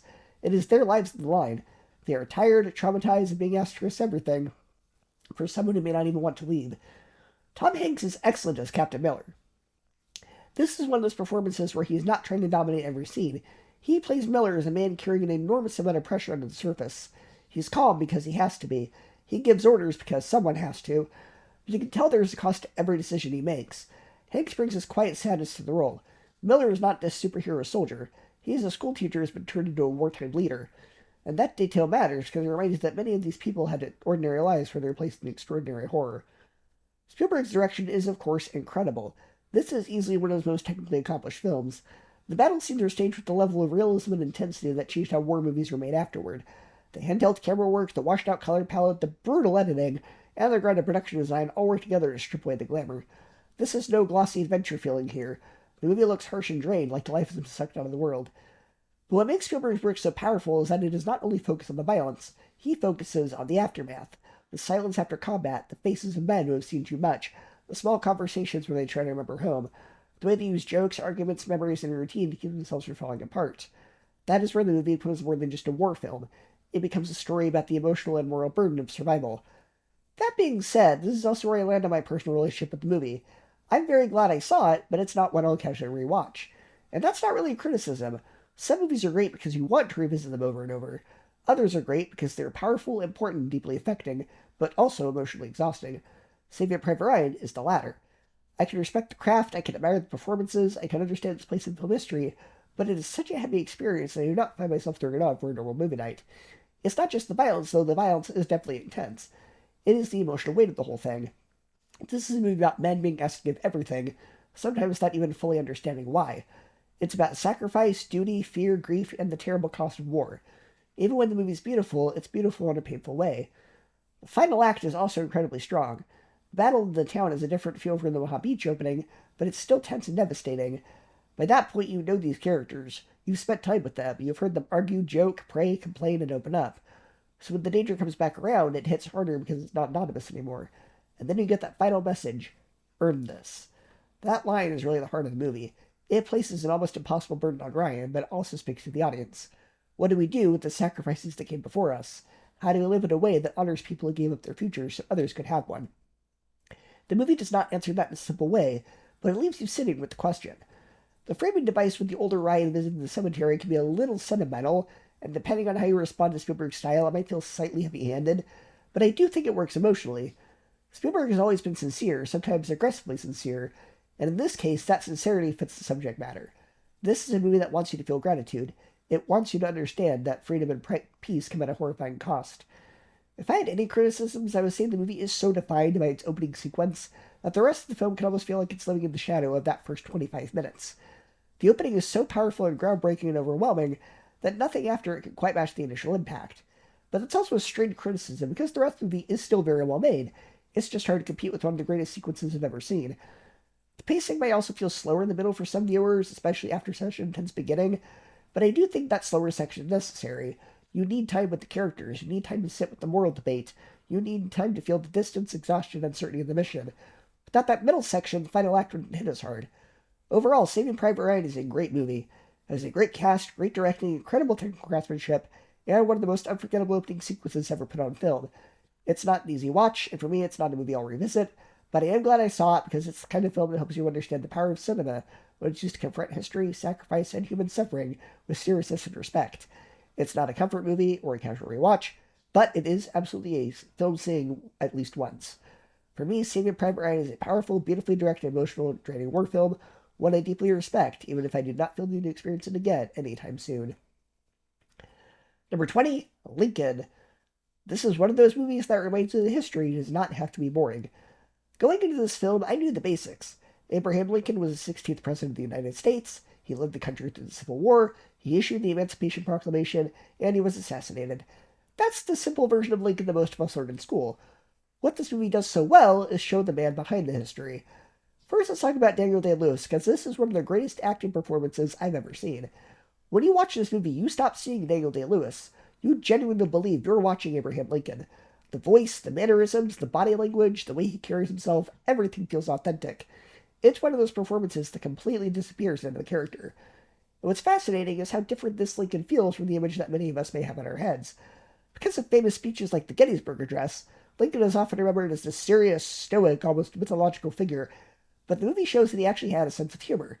There are several scenes where he's telling stories, cracking jokes, and making people laugh. Those moments make him feel human. He's not just a statue on a monument. He's a husband, father, politician, and a man carrying the weight of a nation on his shoulders. The movie also taught me several things about Lincoln's life I genuinely did not know. For example, I learned that his wife Mary Todd had been injured in an assassination attempt before Lincoln's own death. I also learned that on the night that Lincoln was assassinated, one of his sons wasn't even at Ford's Theater. Robert Lincoln was attending a different play elsewhere in Washington. And after looking into the history afterward, I discovered something even more heartbreaking. Lincoln and Mary Todd had 4 sons, but only one survived into adulthood. That's a level of personal tragedy that I don't think gets talked about enough when discussing Lincoln's life. The film does a great job showing how those losses affected the family, and especially Mary Todd. Sally Field is excellent in this movie. Mary Todd could have easily been portrayed as a one-dimensional historical figure, but Sally Field gives her tremendous depth. She portrays a woman carrying enormous grief and emotional pain, while also dealing with the pressures of being First Lady during the Civil War. The scenes between her and Daniel Day-Lewis are some of the strongest in the entire film. And one thing that surprised me is just how dialogue-heavy the movie is. If I told you that 2.5-hour film was largely about congressional debates, political negotiations, vote counting, and legislative maneuvering, you might assume it sounds like homework. But somehow, Spielberg turns it into a genuinely gripping political thriller. The central conflict revolves around passing the 13th Amendment, which would permanently abolish slavery in the United States, and the movie understands something important about politics. The outcome might be known, but the process isn't. We know the amendment eventually passes because history already happened. The tension comes from watching how difficult it was to get there. Every vote matters, every conversation matters, every political deal matters. The film constantly makes you wonder whether Lincoln and his allies can secure enough support before time runs out. It's a masterclass in building suspense from historical events. The acting across the board is phenomenal. Tommy Lee Jones is fantastic and gets many of the film's most memorable moments. His character is passionate, outspoken, and often provides some much-needed energy during the political debates. And I was also surprised to see a very young Adam Driver show up. This was before he was Kylo Ren in the Star Wars series, before he became one of the biggest actors working today. He's a small role, but it's always fun spotting future stars to earlier projects. Spielberg's direction is also incredibly restrained. This isn't Jurassic Park or Raiders. There are no giant action sequences, no visual spectacle, and no dinosaurs running to Washington, D.C., though I would gladly watch that movie. Instead, Spielberg trusts the material, he trusts the dialogue, and that's exactly the right approach. The cinematography gives the film a rich, almost painterly look that makes it feel like you're stepping into photographs from the era. The score by John Williams is beautiful without ever becoming overpowering. Everything works together to immerse you in the time period. What impressed me most is despite the film being 2.5 hours long, I never felt the runtime. That's not something I can say about every historical drama. There are plenty of movies that are shorter than this but feel much longer. Lincoln never did. Every scene feels purposeful, every conversation advances the story, every character contributes something meaningful. By the time the credits rolled, I felt like I learned something while also being thoroughly entertained. And honestly, that's one of the highest compliments I give a historical film. It educated me without feeling like a lecture. It respected the audience's intelligence. And it reminded me why Spielberg is considered one of the greatest directors of all time. This isn't just one of Spielberg's best historical films, it's one of the best biographical films ever made. Daniel Day-Lewis delivers a performance for the ages, the supporting cast is exceptional, the screenplay is brilliant, and somehow a movie about passing legislation becomes absolutely riveting. Number 19, West Side Story. I've never really been a huge fan of the original West Side Story movie. I know it's considered a classic, and I completely respect its place in film history, but personally I've always found it a little difficult to sit through. Part of that comes down to the pacing. The original film was directed by Robert Wise, who also directed the first Star Trek movie from the 70s, and that movie is infamous among Star Trek fans for being incredibly slow. The original West Side Story always had a little bit of that same problem for me. I appreciate what it's trying to do, but I never found myself emotionally invested in the way a lot of people seem to be. So honestly, if Spielberg's name hadn't been attached to this project, I probably would have skipped it in theaters and waited until it showed up on streaming or rental. But this is Spielberg we're talking about.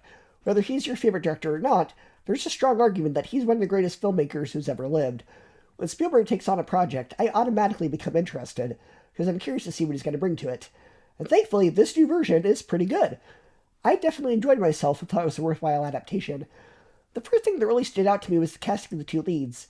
Ansel Elgort and Rachel Zegler having fantastic chemistry together. Elgort had already built a solid acting career before this film, with movies like Fault in Our Stars, Divergent Series, and Baby Driver, but I was genuinely surprised by how good he is as a singer.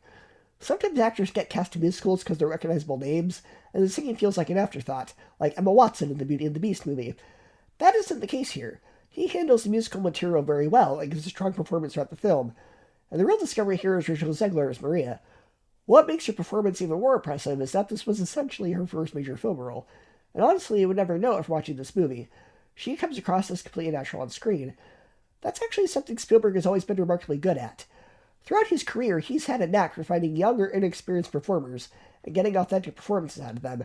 Whether it's the kids in E.T., Christian Bale in Empire of the Sun, or Haley Joel Osment in AI, Spielberg has a history of taking relatively inexperienced actors and helping them shine. Rachel Zegler feels like another example of that talent. The choreography is also excellent. This is one of those movies where even if you're not particularly invested in the story, it's hard not to at least appreciate the craftsmanship. The dance sequences are staged incredibly well. Spielberg and the choreographer Justin Peck do a great job of making the musical numbers feel cinematic, rather than simply filming a stage production. The camera is constantly moving, the dancers are reacting with the environment, the city itself becomes part of the choreography. There are several musical sequences that are genuinely impressive from a technical standpoint, because of how smoothly everything comes together. Now, I do have a couple of criticisms, but honestly, they're pretty minor. My biggest issue is the runtime. The movie runs around 2.5 hours, and while I wasn't bored, there were definitely a few points where I felt some of the musical numbers could have been shortened. On stage, longer dance sequences make perfect sense. Theater tickets cost a lot of money, and part of the appeal is watching these elaborate performances unfold live, and you need to get more time to justify the ticket price. But film is a different medium. There were moments where I found myself thinking, okay, I get it, this choreography is impressive. Can we move the story forward now? It's not that the dance sequences are bad, in fact, quite the opposite, they're very well executed. I just think trimming a few minutes here and there could have improved pacing and made them feel a little tighter. The other criticism was a little hard to explain, but it may just be a personal reaction. For most of the film, the environments look fantastic. The city feels alive and believable, but there were also a handful of scenes where the sets look a little artificial to me. Instead of feeling like I was watching characters in a real city, it occasionally felt like I was watching a stage production on a soundstage. Now, that may have been an intentional artistic choice. After all, the story originated as a stage musical, so perhaps Spielberg wanted to preserve a little bit of that theatrical atmosphere, but there were a few moments where the illusion broke for me, and I became aware that I was watching a constructed set. Again, that is a relatively small complaint, because it only happened a few times throughout the film, but it was something I noticed. Other than those issues, though, I think Spielberg and everyone involved did a really good job. This version succeeds, where the original never fully quite connected with me. The performances are stronger, the visuals are more dynamic, and the storytelling feels more engaging. It still tells the same tragic story about love, prejudice, and violence, but Spielberg brings enough of his own style to make it feel worthwhile rather than simply repeating what came before. Will it convince people who absolutely hate musicals to enjoy this film? Probably not. Will it replace the original for lifetime fans? That's going to depend on the viewer. But as someone who never really connected with the original film, I found this adaptation surprisingly enjoyable. It's beautifully made, well acted, and features some outstanding musical performances. At the end of the day, I don't think it's one of Spielberg's masterpieces, but it's definitely a solid addition to his film library and a successful adaptation of a beloved musical. Number 18, Bridge of Spies. A movie that proves you don't need explosions, car chases, or constant action to create tension. Instead, it relies on strong writing, excellent performances, and a fascinating true story. One of the things I appreciated most about the film is how effectively it establishes the atmosphere of the late 50s and early 60s during the Cold War. Today, it's easy to forget just how terrified people were of the Soviet Union and the possibility of nuclear war. The movie does a great job showing that fear. Families stocked up on canned food and emergency supplies. Schools taught children what to do in the event of a nuclear attack. Kids practiced duck and cover drills and were constantly reminded that a nuclear bomb could potentially wipe out entire cities. Whether those precautions would have actually helped is debatable, but the fear was very real, and the film captures that anxiety remarkably well. The central question of the movie is also surprisingly relevant. What happens when someone who's accused of being America's enemy is entitled to the same rights as everyone else? When alleged Soviet spy Rudolf Abel is arrested, attorney James B. Donovan is assigned to defend him. Most people around him believe Abel is guilty and deserves punishment. Donovan faces criticism, threats, and public hostility simply for doing his job. The film raises important questions about justice and constitutional rights. If America truly believes in the rule of law, then does everyone deserve a fair trial, even someone accused of spying for a hostile foreign power? The movie doesn't beat you over the head with its message, but it does encourage viewers to think about those issues. Another reason the film works so well is Spielberg's direction. Courtroom scenes can sometimes feel dry, but Spielberg has always had a gift for making conversations feel exciting. Much of the movie consists of people talking in courtrooms, offices, conference rooms, and government buildings, yet I was never bored. Every conversation feels important because the stakes are so high. Tom Hanks delivers another solid performance as Donovan. He plays him as an ordinary man trying to do the right thing despite enormous pressure from all sides. There's no flashy heroism here. He's not an action hero. He's simply a lawyer who believes principles matter even when they're unpopular. Mark Rylance is equally excellent as Rudolph Abel. His performance is subtle and understated, but he steals nearly every scene he's in. His calm demeanor and quiet confidence make him one of the most memorable characters in the film. Now, if you're going into this movie called Bridge of Spies and you're expecting a traditional spy thriller like James Bond or Mission Impossible, you may be disappointed. Despite the title, this is not an action-packed espionage adventure. There are no elaborate gadgets, extended shootouts, and very little action overall. In many ways, it's closer to a courtroom drama and historical thriller than it is a spy movie. Personally, that didn't bother me because the screenplay and performances are compelling enough to carry the entire film. The tension comes from negotiations, legal arguments, and political maneuvering rather than action sequences. Spielberg manages to make those moments just as suspenseful as any chase scene. The production design and cinematography also deserve praise. The film convincingly recreates Cold War America-Europe, immersing you in a world divided by ideology, suspicion, and fear. Every detail helps sell the period setting. Overall, it's a smart, thoughtful historical drama that showcases Spielberg's ability to make even dialogue-heavy stories engaging. It may not be a spy thriller that some viewers are expecting, but if you're willing to embrace it as a courtroom drama that has some espionage elements, there's a lot to appreciate. Strong performances, excellent writing, and an interesting true story that makes this one of Spielberg's more underrated films. Number 17, 1941. It's such a weird movie in Spielberg's library, but honestly, that's kind of what makes it fun. Now, most Sundays, my family does movie night, and we never know what we're watching until my dad starts the movie. One night, he told us we were watching a World War II movie in honor of 4th of July. I had never heard of 1941, so I went in expecting something serious, maybe something more along the lines of Dunkirk. And then it took me longer to realize than I probably should have to realize, oh, this is a comedy.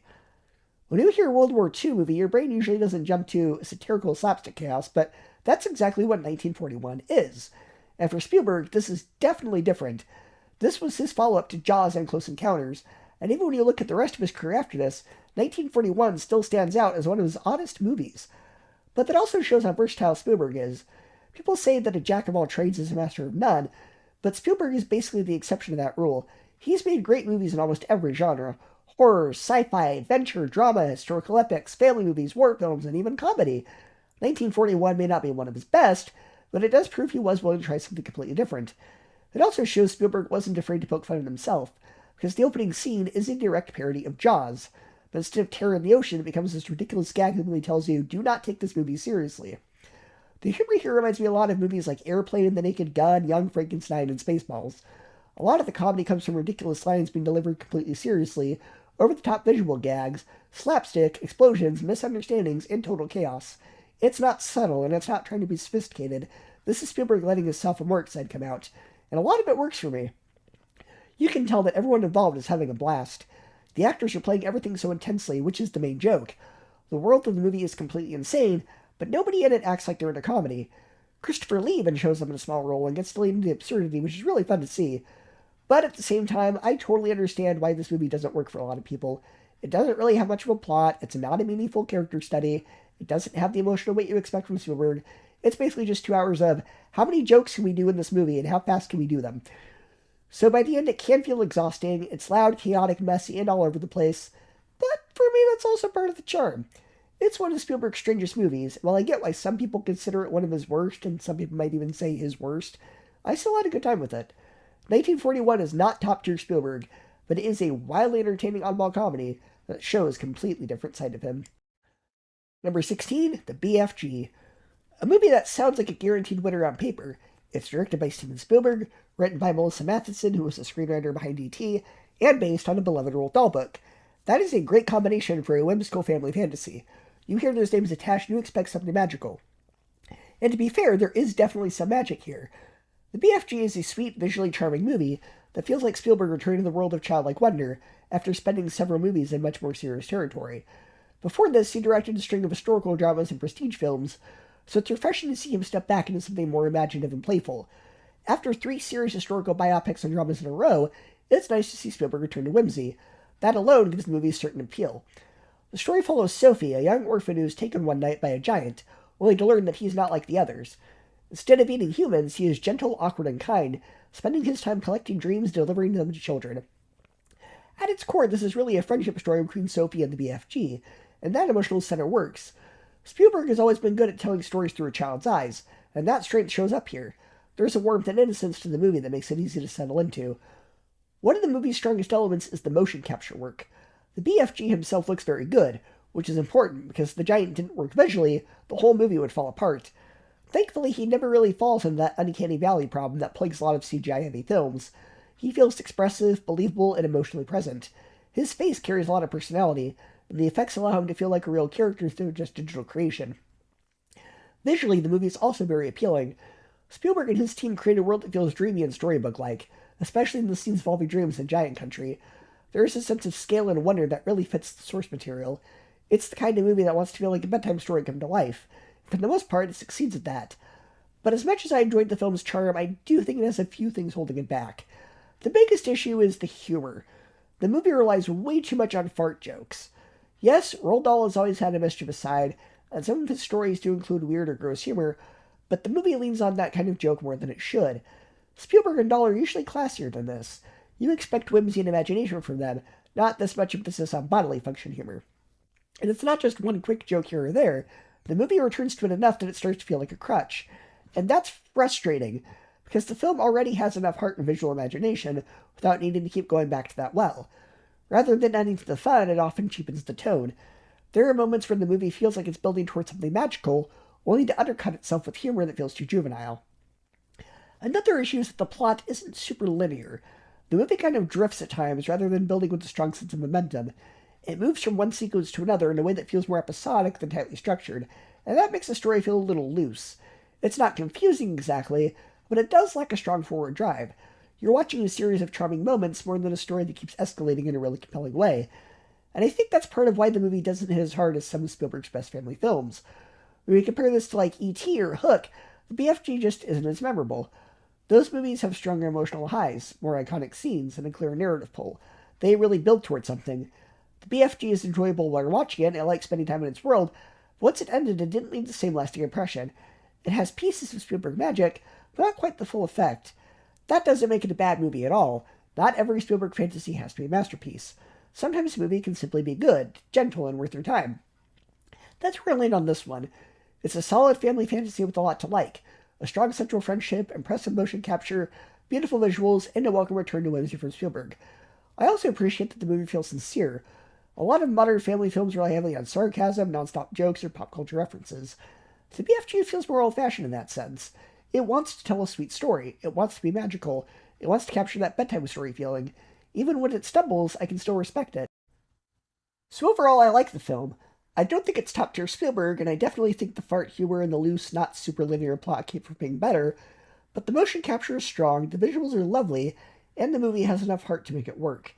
It may not be as memorable as E.T. or Hook, but it's still a solid effort. Number 15, The Fablemans. Going into this movie, I was honestly pretty excited. When I heard Spielberg was making a movie about how he became a filmmaker, I thought this had the potential to be one of the most fascinating projects of his entire career. But unfortunately, I walked away feeling pretty underwhelmed. Now, before anybody comes after me and says that I hated it, I didn't. I think it's a well-made film. It's beautifully directed, the performances are strong, and there are individual scenes that I genuinely loved. But looking at it as a whole picture, I found myself wishing it was about something different. The movie follows Sammy Fableman, who is essentially a stand-in for Spielberg himself. We watch him grow up, discover movies for the first time, become fascinated with filmmaking, and begin creating his own amateur film with friends and family. And honestly, whenever the movie focused on that stuff, I was completely invested. Some of my favorite scenes involve Sammy learning how movies work. There's a wonderful sequence early on where he sees a train crash in a movie theater and becomes obsessed with recreating it himself. It's the kind of moment that perfectly captures what it's like to discover a passion when you're young. You can see the wheels turning in his head. You can see creativity being born in real time. As someone who makes YouTube videos, I found those scenes incredibly relatable. Obviously, I'm nowhere near the talent of Spielberg, but I understand the excitement of making something and showing it to people. The process of creating, editing, and seeing an idea come together is something I've always enjoyed, so those moments really worked for me. The problem is that those moments make up a surprisingly small portion of the movie. What I expected was a movie about the making of a filmmaker. What I got was mostly a movie about family drama. The central storyline revolves around Sammy's parents and the gradual collapse of their marriage. We see tension within the family. We see secrets being uncovered. We see emotional conflicts between the people closest to him. And while I understand why Spielberg wanted to tell that story, after all, it happened to him, I couldn't shake the feeling the movie was using the audience as a surrogate therapist. A lot of the film feels like Spielberg working through decades of unresolved emotions regarding his childhood. Again, that's understandable. Artists often use their work to process personal experiences. But for me, it reached a point where I felt like the family drama was overwhelming the most aspect of the movie. The most interesting thing about Steven Spielberg is that he became an amazing filmmaker. This is the guy who directed some of the greatest movies of all time, so naturally I wanted to learn more about how those ideas developed. I wanted to see the sparks of inspiration. I wanted scenes that connected to his childhood experiences to the movies we know today. Maybe show how certain fears eventually influenced Jaws. Maybe hint at ideas that later became E.T. Maybe include the lead Easter eggs that Spielberg fans will recognize. Instead, the movie spends most of its nearly 3-hour runtime focusing on family relationships, and that's where I started getting frustrated. At almost 3 hours long, I kept waiting for the film to dive deeper into Spielberg's creative journey, and it never really does. Every time I thought we were about to explore filmmaking in a significant way, the story would return to another family conflict. The result is a movie that felt much longer than it actually needed to be. Now, I know some people absolutely love this approach. Many critics called it one of Spielberg's most personal films, and I understand why. This is probably the closest we'll ever get to Spielberg opening up about his childhood in such a direct way. But personally, I found parts of it a little self-indulgent.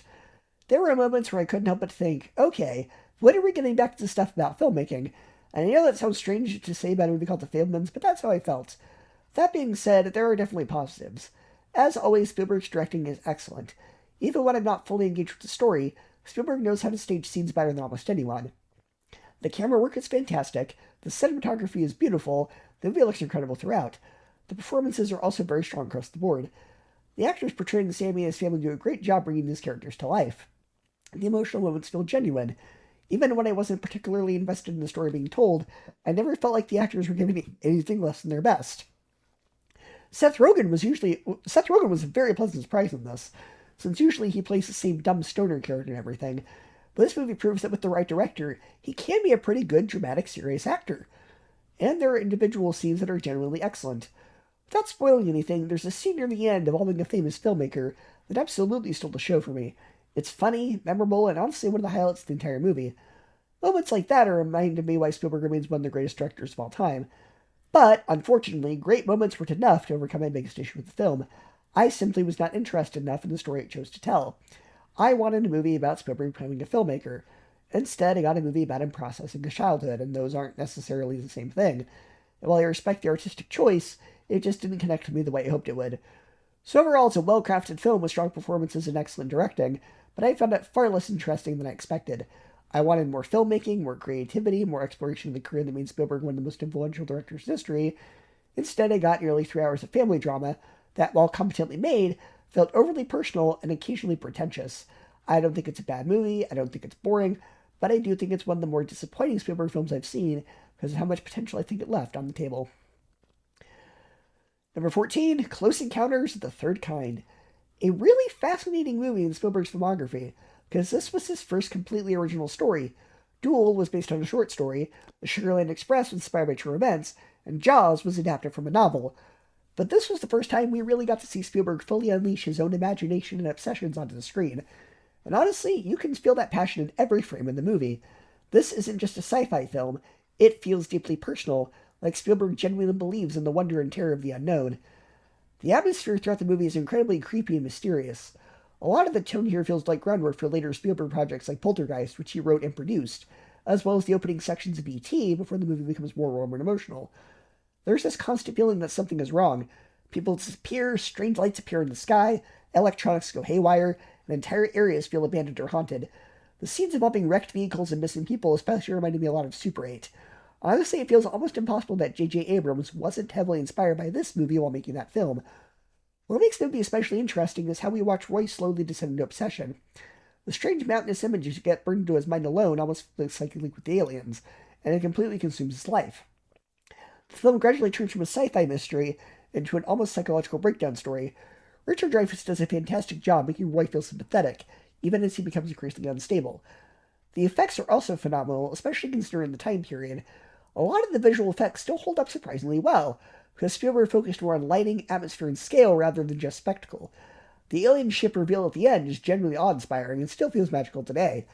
This is definitely a slow burn movie by modern standards, but I think the pacing works because the mystery slowly unravels piece by piece until everything builds to a really satisfying payoff. Spielberg clearly has a deep fascination with the possibility of life on other planets, and the movie basically became the blueprint for ideas he would revisit throughout his career in E.T., War of the Worlds, and now Disclosure Day. You can also absolutely see this film's influence on later sci-fi movies like Arrival. The focus isn't on aliens invading Earth or giant action scenes. It's about communication, mystery, wonder, and humanity confronting something beyond our understanding. Though it may feel a little slow for today's audiences, Close Encounters of the Third Kind is still a must-watch sci-fi classic, and one of the most important films Spielberg ever made. Number 13, Empire of the Sun. A movie that isn't as crowd-pleasing or adventurous as movies like E.T. or Raiders, but it might honestly be one of the most emotionally mature films up to that point. And at the center of it all is an unbelievable breakout performance from Christian Bale in his first major role. The fact that he was only around 12 years old during filming is kind of insane, because it completely carries this movie. Spielberg has always had a gift for directing child actors, and this might honestly be one of the best examples of it. Whether it's Ke Huy Quan in Temple of Doom, the kids in E.T., or the children in Jurassic Park, he knows how to make performances from kids feel natural, emotional, and believable instead of overly movie-like. Bale feels completely real here. What makes the movie so effective is the perspective it chooses. A lot of World War II films focus on soldiers, politics, and the large-scale horrors of war. This movie puts you directly into the shoes of a child who doesn't fully understand what's happening at first. Jim starts the movie living this privileged, almost sheltered life, And in the beginning, there's almost this sense of wonder and curiosity about the world around him. He doesn't fully grasp the seriousness of war because he's still a kid. That, in a sense, is what makes the movie hit so hard as things get darker and darker. You watch the world slowly strip away his safety and stability while he's desperately trying to survive in circumstances no child should ever have to experience. And the movie really captures how terrifying and chaotic war would feel from that perspective. There are scenes where Jim almost treats the war like an adventure early on, but over time the reality starts crashing down around him. Starvation, fear, separation from family, constant uncertainty. The movie shows the brutal things people had to do just to stay alive. Yet somehow, even in the middle of all that darkness, Jim never completely loses optimism or spirit. That's probably the most powerful thing about the film. Christian Bale plays him with a constant sense of hope and energy that keeps the movie from becoming completely hopeless. There's still this spark in him, even when the world around him is falling apart. Spielberg also directs him with a lot more restraint than people might expect.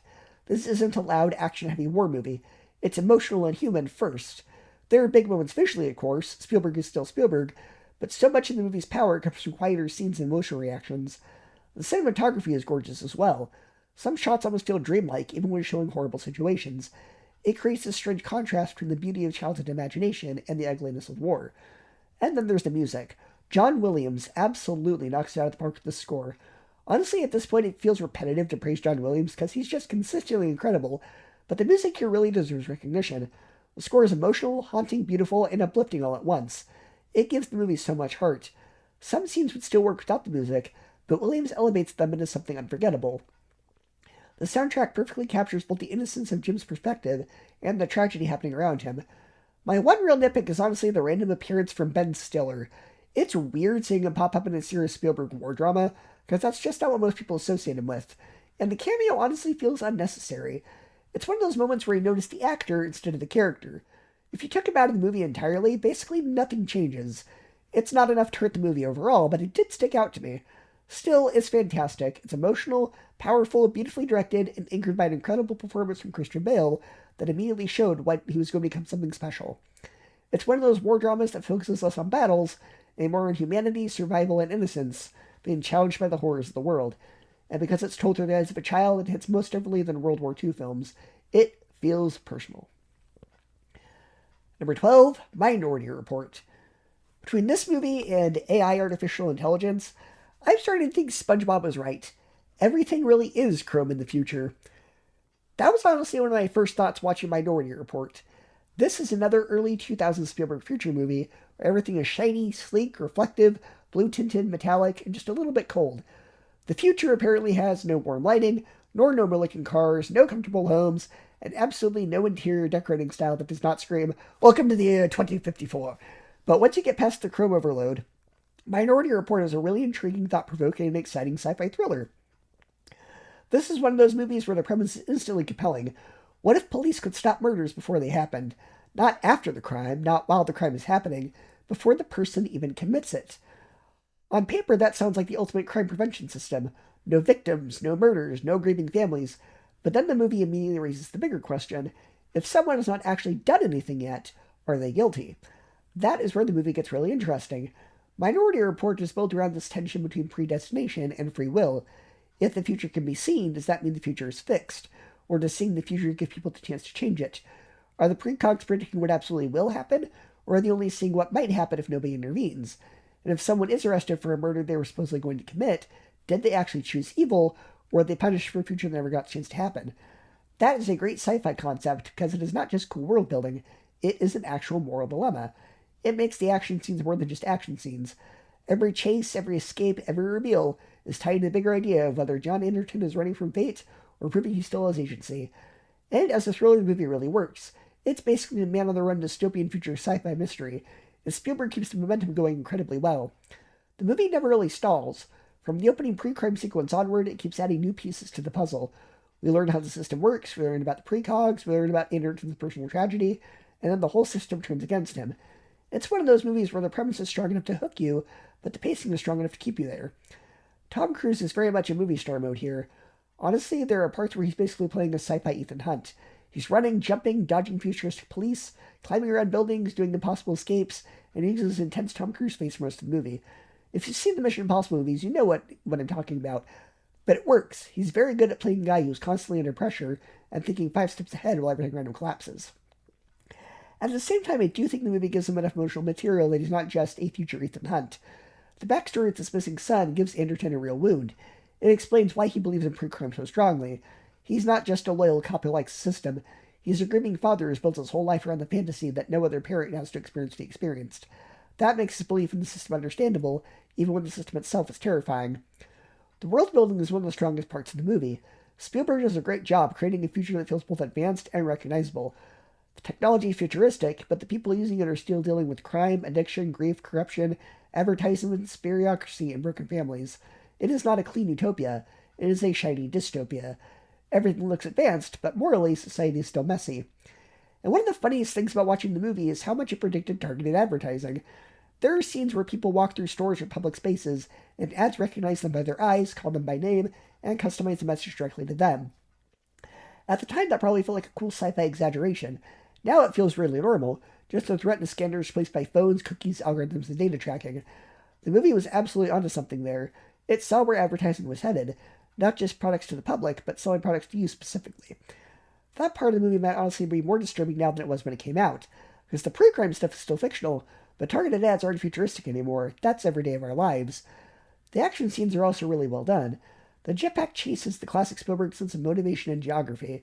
The factory sequence is fun. The spider scanner scene is extremely tense. The movie knows how to make futuristic technology feel cool and invasive at the same time. The little scanner bugs crawling through the apartment building are a great example. They're impressive from a technology standpoint, but also horrifying from a privacy standpoint. The government just sends mechanical spiders in everyone's homes, and everybody's apparently supposed to tolerate it because of security. That scene is also where I had one of my biggest plot questions. Scanners are going apartment to apartment looking for Tom Cruise, and we see them enter a room where a woman is accusing her husband of cheating and physically hitting him. And I'm sitting there thinking, wait, doesn't this world have pre-crime? Why is nobody being arrested for domestic violence? Are they only looking for murder? Because the movie sometimes makes it feel like pre-crime is specifically about murder, but the broader name and system make it sound like they're preventing crime in general. If they can intervene before someone commits homicide, why is an act of assault apparently not worth stopping? Maybe the explanation is that pre-crime is only built around murder, because that is what the precogs can predict with enough clarity. That would make sense. The opening case is murder, and the whole program seems designed around stopping murder specifically. But because the movie calls it pre-crime and builds this huge police state infrastructure around it, moments like that can make the rules feel a little inconsistent, and it raises questions the movie does not fully answer. And yes, the gender double standard crossed my mind too. If it had been a man hitting a woman in that scene, would the movie have framed it like background dark comedy? Probably not. So that moment aged a little poorly. Another rule issue is the eye surgery scene. Anderton is told very clearly that if he removes the bandages too soon, he could go blind. Then the scanner bugs show up, lift his bandage for an eye scan, expose the eye, and he does not go blind. I understand the bandage is only lifted briefly, and I understand the movie needs that suspenseful moment where the scanner gets right up to his face, but still, after making such a big deal out of the warning, it feels like the movie is cheating a bit. It sets up a consequence and then kind of wiggles around it because the scene needs to happen. That doesn't ruin the movie or anything, but it is one of those little things where you go, There are also some funny dated future elements. For a movie set decades in the future, people still dress like it's the early 2000s. We have all this futuristic technology, self-driving cars, holographic screens, retinal scanning, psychic crime prediction, and the clothes are like, what if 2054 was designed by someone who just walked out of a 2002 department store? That is always one of the risks with future movies. Technology predictions can be bold, but fashion predictions are hard. A lot of sci-fi either goes too weird to look silly, or plays it too safe and ends up looking like the year the movie was made. And then there's the little line about Radio Shack, like with one of the precogs, and he's like, well, why don't you just take her to Radio Shack to repair her? Obviously, there was no way the writer could know that Radio Shack would eventually go out of business, so I'm not holding that against the movie's serious criticism. Watching it now, hearing Radio Shack mentions Van's future does really take me out of it. It's like, okay, in this universe, they can predict psychic murder police, but Radio Shack survived? That's weird. But those are mostly nitpicks because the story itself is really strong. The movie unfolds well, and the third act twists are genuinely effective. I like that the movie does not just ask, was Anderton framed? It keeps pushing the question deeper. What is a Minority Report? Can the precogs disagree? Can the system hide uncertainty? And if the people running the system know it's flawed, what else have they covered up? That is where the movie becomes more than just a chase thriller.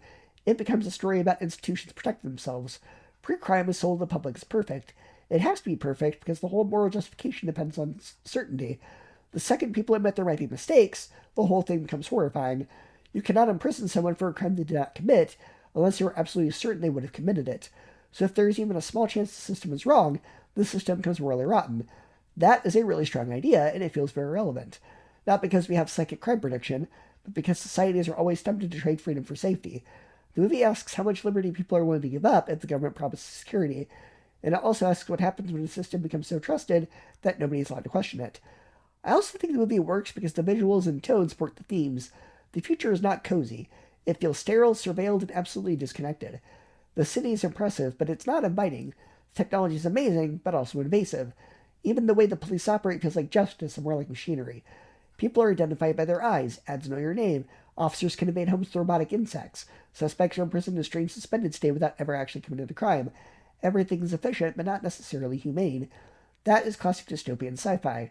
The world has solved one problem by creating several new ones. The precogs themselves are also disturbing in a way the movie does not ignore. They're treated like sacred tools of justice, but they're also essentially prisoners. The system depends on them, but it does not really treat them as full people. Agatha especially gives the movie an emotional center in the second half. She's not just a plot device. She becomes a reminder that the perfect system has victims behind the curtain. That is why the movie's title matters. The Minority Report is not just a technical loophole. It represents doubt. It represents the possibility that the official version of the future is not the only version. And in a world built on certainty, doubt is dangerous. Overall, Minority Report is a really strong Spielberg film. It's exciting, stylish, thought-provoking, and constantly engaging. It has a great premise, strong pacing, memorable sci-fi concepts, and some genuinely impressive predictions about where technology and advertising were going. Tom Cruise may be doing a lot of his familiar Tom Cruise action hero stuff, but he does it well, and the emotional backstory gives the character enough weight. Are the rules always perfectly consistent? No. The pre-crime system raises some questions the movie does not fully answer. The scanner bug scene makes me wonder how the society defines crime versus murder. The eye surgery scene bends its own warning a little bit. Some of the fashion and future references are dated in a funny way, and yes, apparently even in the future, everyone dresses like it's 2002, and Radio Shack still exists. But none of that seriously hurts the experience for me. If anything, some of those quirks make the movie more fun to talk about. The core story still works extremely well, the mystery is compelling, the action is exciting, the themes are strong, and the third act brings everything together with some really well-done twists. Number 11, War of the Worlds. This shows a very different side of Spielberg. This is one of the darkest, most intense, and most anxiety-inducing films he's ever made. Rather than focusing on the excitement of discovering alien life, Spielberg asks a much scarier question: what happens when humanity is completely powerless? Based on the classic novel by H.G. Wells, this modern adaptation successfully updates the story for a post-9/11 audience. The movie captures the feeling of ordinary people suddenly finding themselves in the middle of a catastrophe they cannot understand or stop. Instead of following military leaders or scientists trying to save the world, the film stays grounded with one family simply trying to survive. That choice makes the story feel much more personal and frightening. One of the things that makes the movie work so well is how Spielberg handles suspense. Much like Jaws, the threat is often unseen or only partially revealed.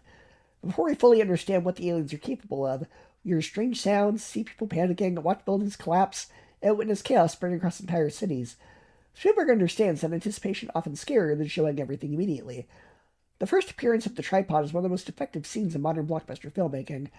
The tension builds slowly as strange lightning strikes begin hitting the neighborhood. Nobody knows what's happening. Then the ground starts cracking open. The giant machine emerges, and within minutes people are being vaporized. Spielberg creates a sense of dread that never really lets up for the rest of the movie. The filmmaking itself is incredible. Spielberg uses several long takes throughout the film to place the audience directly into the action. One of the most famous examples is the minivan sequence, where the camera constantly moves around the vehicle while the family desperately tries to escape. It's an incredibly complex scene, but it never feels flashy for the sake of being flashy. Instead, it immerses you in the chaos and confusion of the moment. The special effects also hold up remarkably well. Even though the movie is now over 20 years old, the tripods still look intimidating and believable.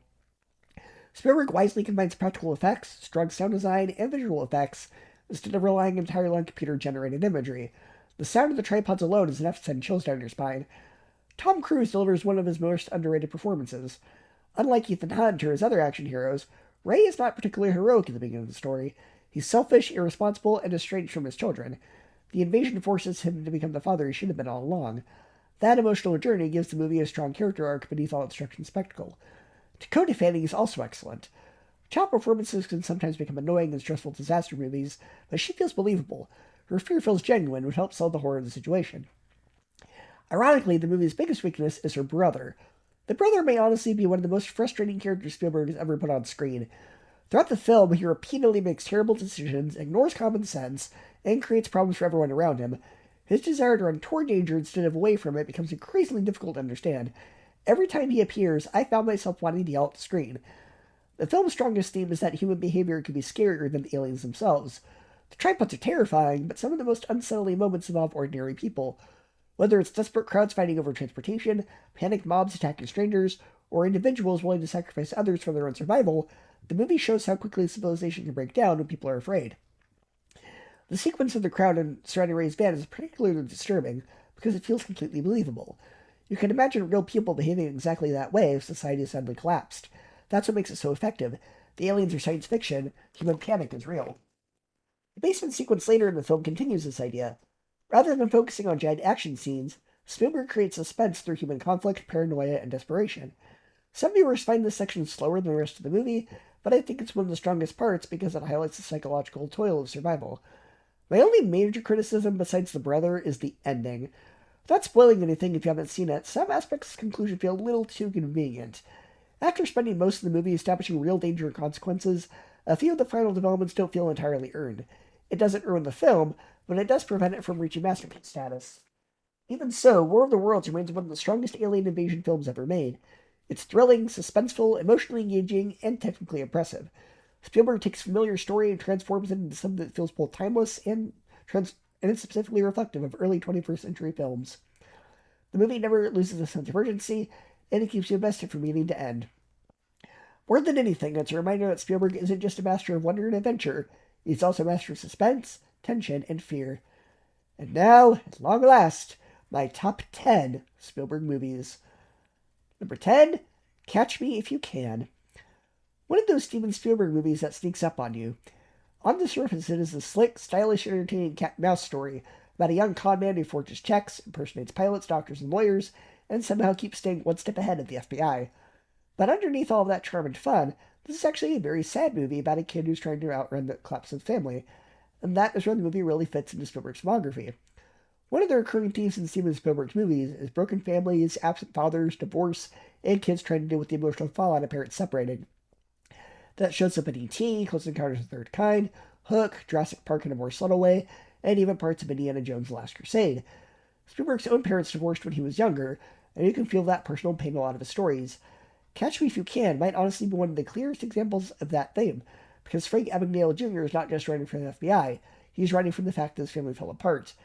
That is what makes the movie more interesting than just Conman does cool crimes. Frank is charming, sly, fast-talking, and extremely intelligent. He can walk into a room, read people instantly, figure out what they want to hear, and then become exactly the person they expect him to be.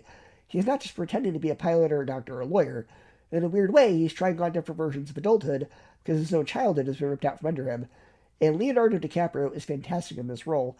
This is one of those performances where he has to be likable and unlikable at the same time. Frank is not a good person, let's just be honest about that. He lies constantly, he steals money, he manipulates people, he takes advantage of trust, he causes real damage. But Leo plays him with so much charm, nervous energy, innocence, and sadness that you can't help but be pulled in by him. You know what he's doing is wrong, but you also understand that beneath the expensive suits and fake credentials, he's still basically just a scared kid who wants his parents to get back together. And that is the emotional hook of the movie. Frank does not start this journey because he wants to be some criminal mastermind. He starts falling into it because his world collapses. His dad loses his status, his parents separate, and Frank does not know how to process that. So he runs. Then he discovers that lying gives him control, pretending gives him power. Becoming someone else actually lets him escape being the kid whose family broke apart. That's actually really sad. And Spielberg does a great job balancing that sadness with the entertainment value. This movie is fun. It moves fast, it has style, it has humor, it has great music, it has that bright retro early 1960s visual style that makes the whole movie feel like a glossy magazine cover. The opening credits alone are memorable, with the animated title sequence that feels like a classic caper film. It immediately tells you this is going to be playful. But Spielberg never lets the movie become empty. There is always a deeper loneliness underneath the surface. The cat and mouse game between Leonardo DiCaprio and Tom Hanks is one of the best parts of the movie. Tom Hanks plays Carl Hanratty, the FBI agent chasing Frank, and he is the perfect opposite of him. Frank is loose, improvisational, charming, and constantly changing identities. Carl is stiff, awkward, lonely, and completely committed to his job. He is not the cool movie FBI agent who kicks down doors and gives tough guy speeches. He's kind of dry, kind of nerdy, and very persistent. But that is what makes him work. Their dynamic is so entertaining because Frank keeps outsmarting Carl, but Carl never stops. He's always just a little behind, slowly figuring him out. And over time, their relationship becomes more than just criminal versus lawman. In a strange way, Carl becomes the closest thing Frank has to a stable father figure. That is what makes the movie work emotionally. Frank keeps calling Carl on Christmas Eve, and at first it feels like he's mocking him. But eventually you realize he's calling because he has nobody else. He's surrounded by people, money, hotels, uniforms, and fake identities, but he's completely alone. Carl understands that before almost anyone else does. He sees through the act. He knows Frank is brilliant, but he also knows Frank is lost. That gives the movie a surprisingly strong redemption story. Frank is not redeemed because the movie pretends his crimes are no big deal. He's redeemed because he eventually has to stop running. He has to face consequences. He has to accept that he cannot fix his family by pretending everything is fine. He cannot become someone else forever. At some point, he has to just be Frank, no pun intended. And that is why the ending is satisfying. It does not suddenly turn him into a perfect saint. He's still someone who made a lot of bad choices. But he finds a way to use his intelligence for something good. He goes from using his gift to exploit people to using that same gift to help catch fraud. That is a really good redemption arc because it does not erase what he did, but it does show that a person's talents can be redirected. That is a very Spielberg idea too. Broken people can still heal, and lost people can still find a way home. Christopher Walken is also great as Frank's father. His performance adds a lot of emotional weight to the movie. Frank Sr. is charming too, and you can see exactly where Frank Jr. gets it from. But he's also a man whose pride has been wounded. He wants to hold on to the image of who he used to be, even when his life is falling apart. His relationship with Frank is sweet, but also heartbreaking, because Frank keeps thinking that if he makes enough money or becomes impressive enough, he can restore his dad's life and put his family back together. But life does not work that way. That is one of the most painful parts of the movie. Frank is chasing something that's already gone. He's not just trying to escape the FBI, he's trying to undo his parents' divorce. He's trying to return to a version of home that no longer exists. And no matter how clever he is, no matter how many checks he forges, no matter how many uniforms he puts on, he cannot con his way back into childhood. That is what gives the movie its heart. The movie also does a really good job of making Frank's cons entertaining without making them feel completely consequence-free. There's definitely a feeling of, wow, how is he getting away with this? And the movie wants you to enjoy the cleverness. But at the same time, Spielberg keeps bringing it back to the loneliness and damage.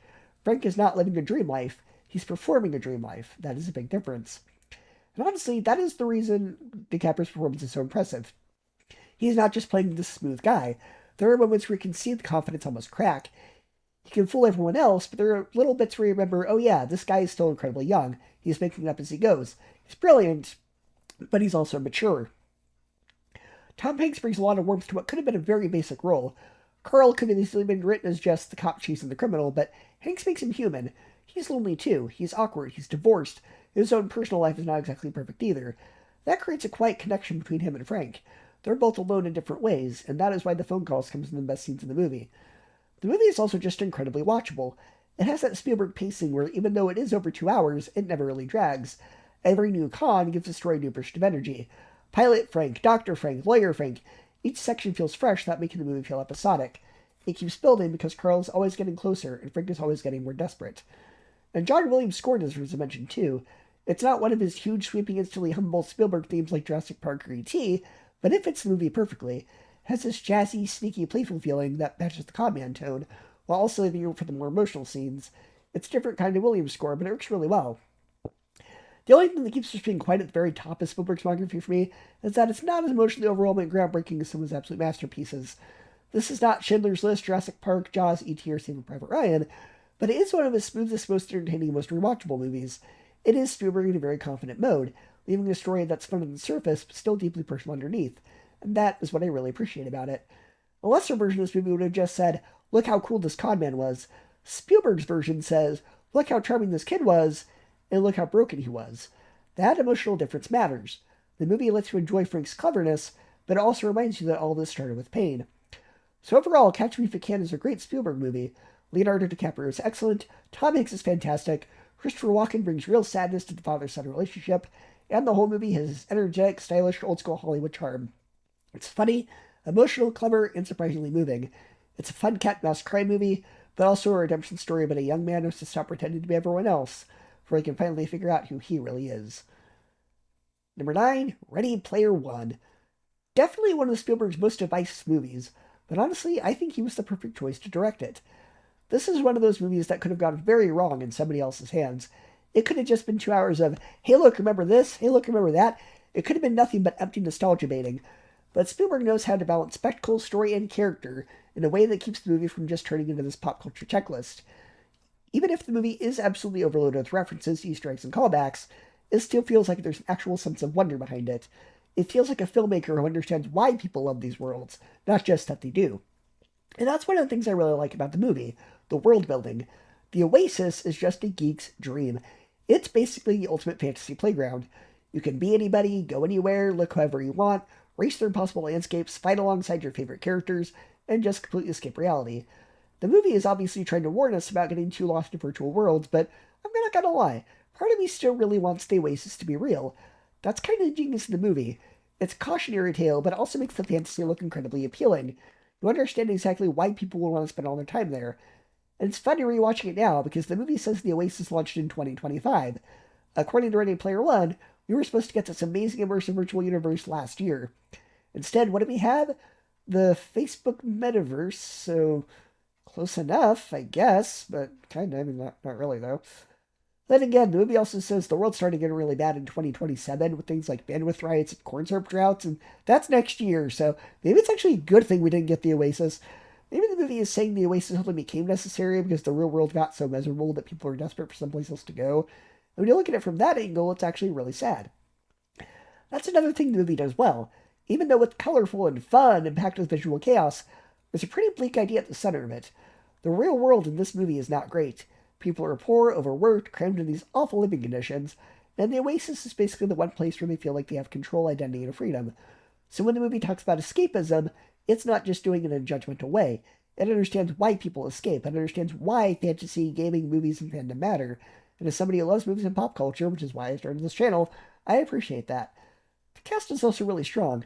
Ty Sheridan does a solid job as Wade, Olivia Cook is fun as Samantha, Ben Mendelsohn knows exactly how to play his type of corporate villain, and Mark Rylance brings a weird, awkward, almost childlike quality to Halliday that works really well. He makes Halliday feel like a genius, but also like somebody who never really figured out how to live in the real world. And that fits the whole point of the movie. Halliday created this incredible digital universe, but he still had regrets, loneliness, and missed opportunities in real life. That gives the movie a little more heart than people sometimes give it credit for. And of course, one of the biggest pleasures of the movie is just seeing all the references and Easter eggs. This is absolutely a movie made for nerds. It's a geek buffet. Everywhere you look, there's something to recognize. Characters, vehicles, posters, games, movies, music, it's all there. What I like is the references usually don't feel shoved in your face in an annoying way. They're just part of the environment. They help make the Oasis feel huge and lived in. It really does feel like a giant shared pop culture playground. The quests are also really creative. I love that the movie isn't just about collecting things through generic action scenes. The challenges actually have personality. The race at the beginning is a great set piece, but the highlight for me is definitely the Shining sequence. That whole section is so clever, it's just, hey, remember The Shining? It actually puts the character inside that movie in a way that's funny, suspenseful, and visually inventive. It's one of those ideas that could have been a gimmick, but Spielberg and the team really run with it. It's probably the scene people remember most from the movie, and for good reason. The music choices are great too. The needle drops are awesome, and they don't feel super forced, awkward, or overused. A lot of modern movies lean way too hard on recognizable songs to get a cheap reaction, but here they're spaced out well, and used in a way that adds energy instead of distracting from the movie. They help give the film the fun, crowd-pleasing blockbuster vibe without making it feel desperate. Now, I do have some issues with it.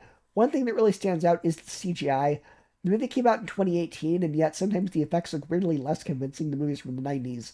And that's kind of wild when you're talking about Spielberg, who made Jurassic Park in 1993, a movie that still looks amazing today. There are moments in Ready Player One where the visuals are impressive in scale, but not always in realism. Some of it has that weightless digital look where your brain just knows none of it is real. Now, maybe that was intentional. Maybe Spielberg wanted the Oasis to feel artificial because it is artificial. Maybe the slightly plastic video game quality is part of the point, to show that this is a world people choose instead of the messy and perfect real one. And that interpretation does make some sense, but even if that was the artistic choice, I still think some of the CGI just doesn't look as strong as it should.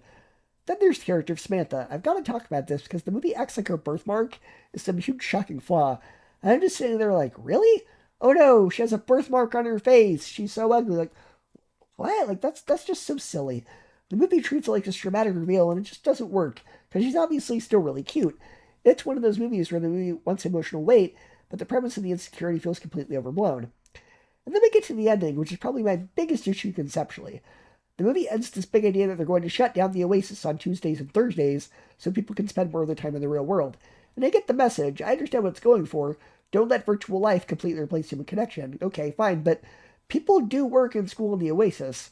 The movie itself establishes it's not just a game, it's part of society. So what exactly are those people supposed to do on Tuesdays and Thursdays? Just not work or go to school?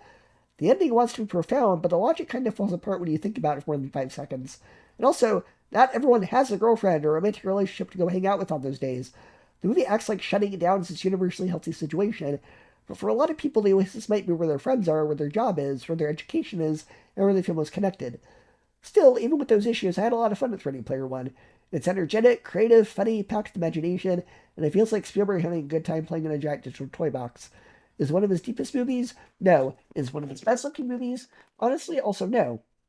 But it is one of his best entertaining late career blockbusters, and I think he brought exactly the right sense of wonder to it. So overall, I really enjoy it. It's not perfect, but it's super fun. The cast is great, the world building is strong, the quests are clever, and it absolutely delivers as a geek fantasy adventure. Number 8, Tintin. It's honestly kind of wild that it's been 15 years since this movie came out, and we still don't have a sequel. Back when this movie was released in 2011, the plan was pretty straightforward. Spielberg would direct the first movie, Peter Jackson would direct the second, and then they would potentially come back together for a third film. At one point, the sequel was supposedly targeting 2013, with a third installment planned for 2015. Obviously, none of that happened. Instead, Peter Jackson got busy making the Hobbit trilogy, which took years longer than expected. Then Disney bought Lucasfilm, and suddenly every Christmas season was dominated by Star Wars. Around the same time, James Cameron started planning Avatar sequels on Christmas release dates every other year. Looking ahead, we've got major Marvel movies like Avengers Doomsday and Avengers Secret Wars occupying holiday windows as well. At this point, if a Tintin sequel actually gets made, I wouldn't be surprised if we don't see it until 2029 or later.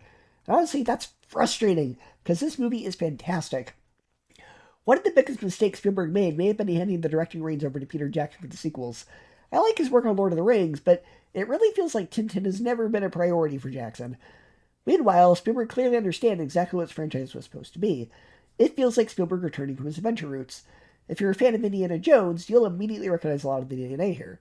There's a globe-trotting mystery, hidden clues, secret treasures, dangerous villains, exciting chase sequences, and a sense of wonder that pushes the story forward from beginning to end. The film never really slows down. Every scene either advances the mystery or launches the characters into another exciting situation.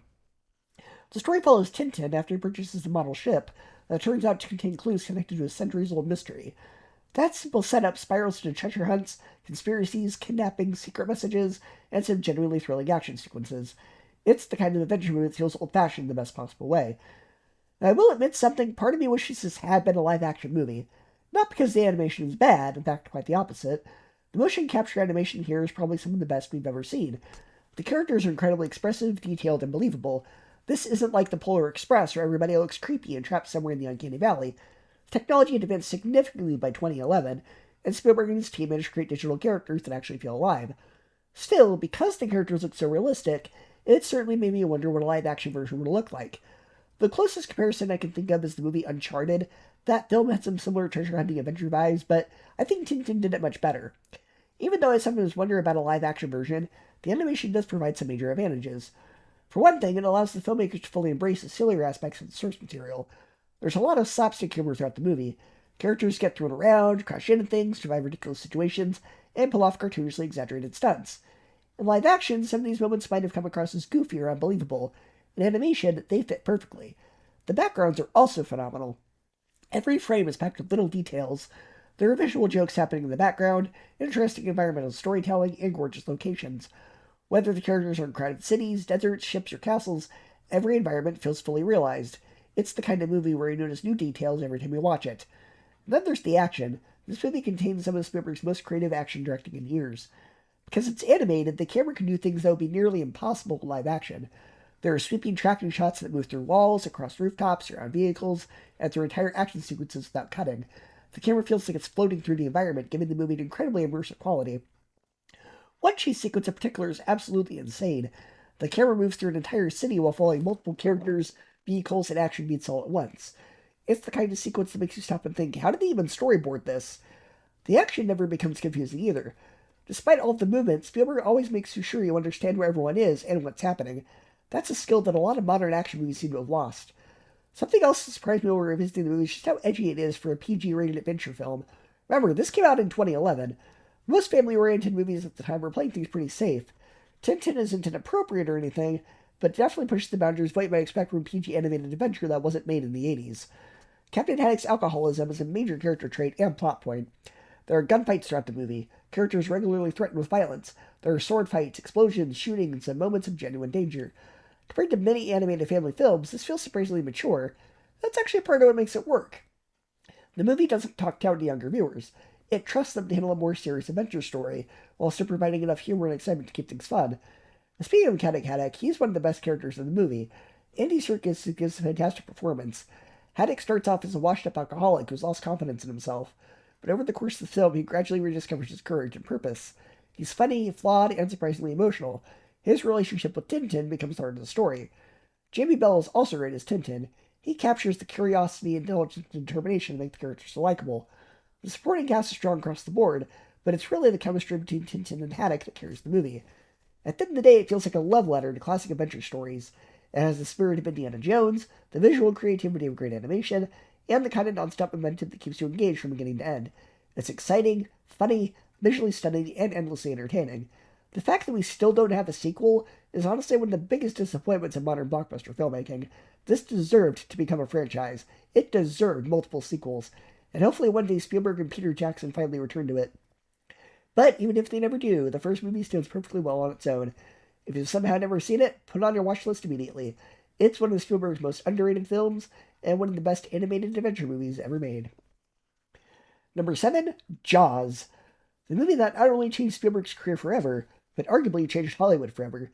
This is widely considered the first true blockbuster, and that term means more than just a movie that made a lot of money. Before Jaws, most films slowly rolled out city by city over several months, but Jaws was one of the first movies to open nationwide with a huge marketing push, especially on TV. Audiences lined up around the block for hours in the summer heat, just hoping to get a ticket. This was decades before online ticket sales, or seating mobile apps, or multiplexes being everywhere. If you wanted to see a movie like this opening weekend, you physically waited in line and hoped the theater didn't sell out before you got to the front. The experience itself became an event. People weren't just seeing the movie, they were surviving an experience together. And what's fascinating is that the movie became so culturally massive that it genuinely affected people's behavior. Beach attendance reportedly dropped because audiences were suddenly terrified of sharks. Now yes, shark attacks are incredibly rare, but honestly, I'd call being cautious around giant predators in the ocean common sense. This movie tapped into one of humanity's oldest fears, not knowing what's beneath you in dark water. One of the biggest reasons the movie still works nearly 50 years later is the score by John Williams. It's one of the most iconic scores ever composed. With just 2 repeating notes, Williams created a universal feeling of dread. Even people who have never seen the movie instantly recognize the theme music and associate it with sharks. That's how deeply this film embedded itself into pop culture. It's amazing how simple it is musically, yet how psychologically effective it remains. What makes the movie even more brilliant is that we barely see the shark most of the runtime. A huge reason for that was because the animatronic shark, nicknamed Bruce, constantly malfunctioned during production. The ocean water kept ruining the mechanics, and Spielberg had to improvise around the limitations. But honestly, this is one of the greatest examples in movie history of production problems actually improving a film. Spielberg was forced into a less is more approach, and the movie became scarier because of it. What you imagine in your mind is almost always more terrifying than what a movie can physically show you. It reminds me a lot of movies like The Blair Witch or The Gallows, where the audience fills in the blanks mentally. Jaws trusts viewers to imagine the horror instead of constantly showing it in your face. If the movie were made today, the shark would probably be fully shown in every trailer months before release, ruining the suspense immediately. Modern trailers often reveal entire movies, and I think Jaws benefits enormously from mystery and restraint. A modern version would also probably focus more on graphic carnage, constant attacks, loud jump scares, and aggressive music scenes every 5 minutes. It would likely mistake noise for tension. Spielberg instead focuses on atmosphere, character interaction, and anticipation. Because of that, the immersion never breaks. Even though some of the shark effects are dated by modern standards, the film still works because your imagination does most of the heavy lifting. There are also little details I love, like Quint being the 5th person killed in the movie. Quint himself was one of the greatest movie characters ever written, and this USS Indianapolis monologue is legendary. His story about surviving shark-infested waters during World War II is one of the most chilling scenes in cinema history. And what's brilliant is that Spielberg never cuts away to flashbacks. We don't physically see the nightmare Quint describes. We only hear his voice and imagine it ourselves. Normally people say show don't tell is the golden rule of filmmaking, but this is one of the greatest exceptions ever. The restraint makes the scene feel more human, more intimate, and honestly more horrifying. And I also appreciate the shark isn't treated like some misunderstood anti-hero. It's just nature. It kills because it's a predator. That's it. If this movie were made today, there's a good chance the shark would get some tragic backstory trying to make audiences sympathize with it. I know it sounds cliche to say they don't make them like this anymore, but honestly, they really don't. There's a confidence and simplicity to Jaws that feels increasingly rare. The movie's influence on Hollywood cannot be overstated. Without Jaws, we probably don't get countless shark and creature features afterward. Some of them are genuinely fun junk food entertainment that I enjoy, like Anaconda and the Sharknado series. Even movies blatantly trying to copy Jaws became important historically. Piranha 2, a sequel to a Jaws-inspired knockoff, happened to be the directorial debut of James Cameron. So in a weird sort of way, without Jaws, we would never have gotten movies like Aliens, Terminator 2, Titanic, or Avatar. And fun little piece of trivia, the shark in Finding Nemo is named Bruce, because that was Spielberg's nickname for the animatronic shark. Some stories claim Spielberg named the shark after his lawyer, though sources are mixed on whether that's fully true or just an urban legend that kept spreading over the years. At the end of the day, Jaws is one of those rare movies where everything somehow came together perfectly. The directing, the editing, the pacing, the music, the performances, the atmosphere, the suspense, it all works. It's not just one of the greatest thrillers ever made, it's one of the greatest movies ever made, period. Spielberg didn't just direct a successful shark movie, he permanently changed Hollywood. It is an absolute masterpiece and a perfect film. Number 6, Indiana Jones and the Temple of Doom. One of the strangest movies in the entire franchise, because it somehow manages to be both incredibly entertaining and incredibly uncomfortable at the exact same time. It's a movie that has all the ingredients of a great Indiana Jones adventure. Memorable action sequences, iconic Johnny Williams music, exotic locations, practical stunts, creepy villains, and Harrison Ford fully committing to the role. But at the same time, it feels noticeably darker, meaner, and more exhausting than Raiders and Lost Ark. While I still think it's a good movie overall, it's definitely a step down from Raiders for me, because it loses a lot of the fun and charm that made the first movie so timeless. One thing that immediately stands out about Temple of Doom is just how different the tone feels. Raiders had dark moments too, but it balanced them with humor, adventure, and a sense of wonder. It felt like an old-school serial brought to life. This movie, on the other hand, feels almost relentless in how bleak and intense it wants to be. There are scenes involving slavery, child abuse, human sacrifice, bugs, cages, torture, and brainwashing, and the movie spends a surprising amount of time lingering on that material. It creates an atmosphere that's more oppressive than exciting. Even visually, the movie feels dirtier and darker compared to the bright desert adventure feel of Raiders. The darker tone is probably the main reason why the movie tends to divide fans so much. Some people love that Spielberg and George Lucas took risks and made something more intense, while others feel like they pushed things way too far. I personally feel somewhere in the middle. I appreciate that the movie has its own identity, and isn't just trying to remake Raiders, but there are definitely moments where it crosses the line from thrilling into unnecessarily disturbing. The heart-ripping scene is the obvious example.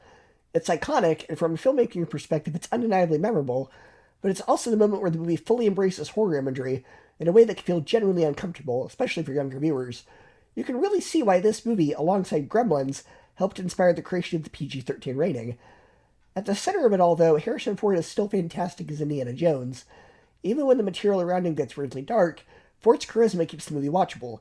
Indy still feels adventurous, clever, sarcastic, and human. One thing I do appreciate is this movie pushes him physically and emotionally harder than Raiders did. He gets beaten up constantly, poisoned, brainwashed, and psychologically manipulated. There's a vulnerability here that makes him feel less invincible. The scene where Short Round snaps him out of the blood curse by burning him with a torch is honestly one of the emotional highlights of the movie, because it shows how important their relationship becomes. Speaking of that, Short Round absolutely steals the movie. Honestly, he might be my favorite part of Temple of Doom. Ke Quan brings such an energetic and lovable performance, and he brings a sense of warmth and fun that the movie desperately needs. Without Short Round, I think this film would honestly feel almost unbearably bleak at times. He balances things out with humor and heart, while also contributing to the actions to just being comic relief. He's resourceful, brave, and genuinely helpful throughout the story. The dynamic between him and Indy is honestly stronger than the romance in the movie. They feel like real partners, and there's something weirdly wholesome about watching Indy slowly become a protective father figure toward him over the course of the film. The minecart chase is another major highlight, and probably the scene most people remember when they think about the movie. Even today, it's an incredibly impressive action sequences. The practical effects, pacing, editing, and stunt work are all fantastic. It's chaotic in the best way possible without becoming visually confusing. You can see the influence this scene had on adventure movies and theme park rides for decades afterward. It's probably the closest movie comes to capturing the pure fun energy of Raiders.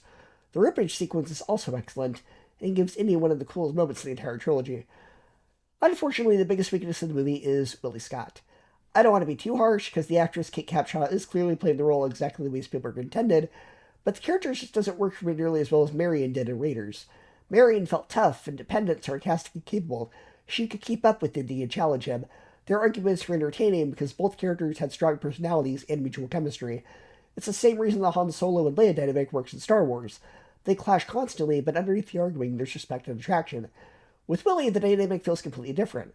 Most of her role in the movie revolves around screaming, complaining, panicking, or reacting to gross things. Again, I understand that part of the joke is that she's completely out of place in this dangerous environment, but the movie leans on that gimmick so heavily that it eventually becomes exhausting. Instead of feeling like an equal partner in the adventure, she mostly feels dragged along by it. That makes the romance weaker because there isn't much balance between the characters. Indy and Willie argue constantly, but unlike Han and Leia or Indy and Marion, it rarely feels charming. It mostly just feels annoying. That said, I do think it's generally sweet and kind of funny, knowing that Kate Capshaw and Steven Spielberg ended up getting married after this movie, and have stayed together for over 30 years. Especially by Hollywood standards, that's honestly pretty incredible.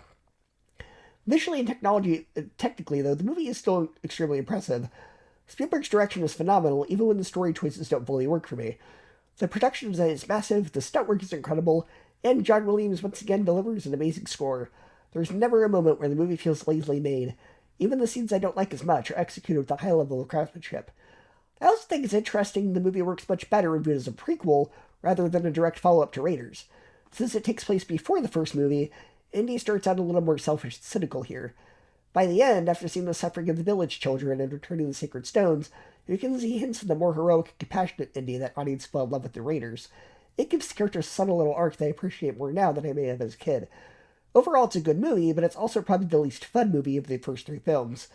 It has amazing action sequences, fantastic filmmaking, and an unforgettable sidekick and short round, but the darker tone, graphic content, and weaker romantic lead hold it back from reaching the level of Raiders and Lost Ark. I still enjoy watching it and I absolutely understand why some fans love it, but for me, it's the kind of sequel that's admirable rather than lovable.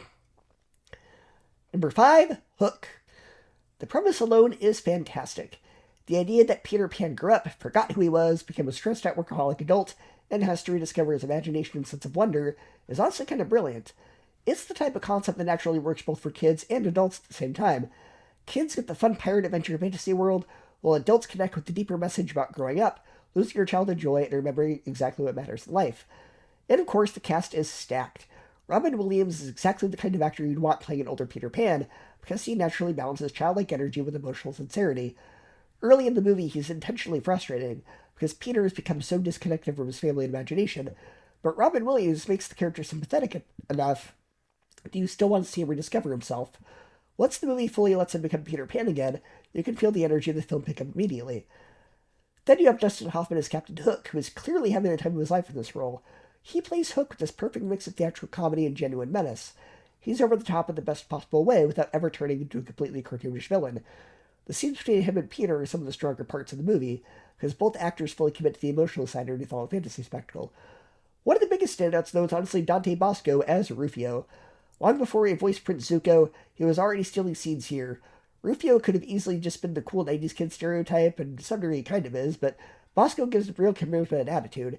He brings a lot of energy to Lost Boys scenes, and honestly, he ends up being one of the most memorable parts of the entire movie.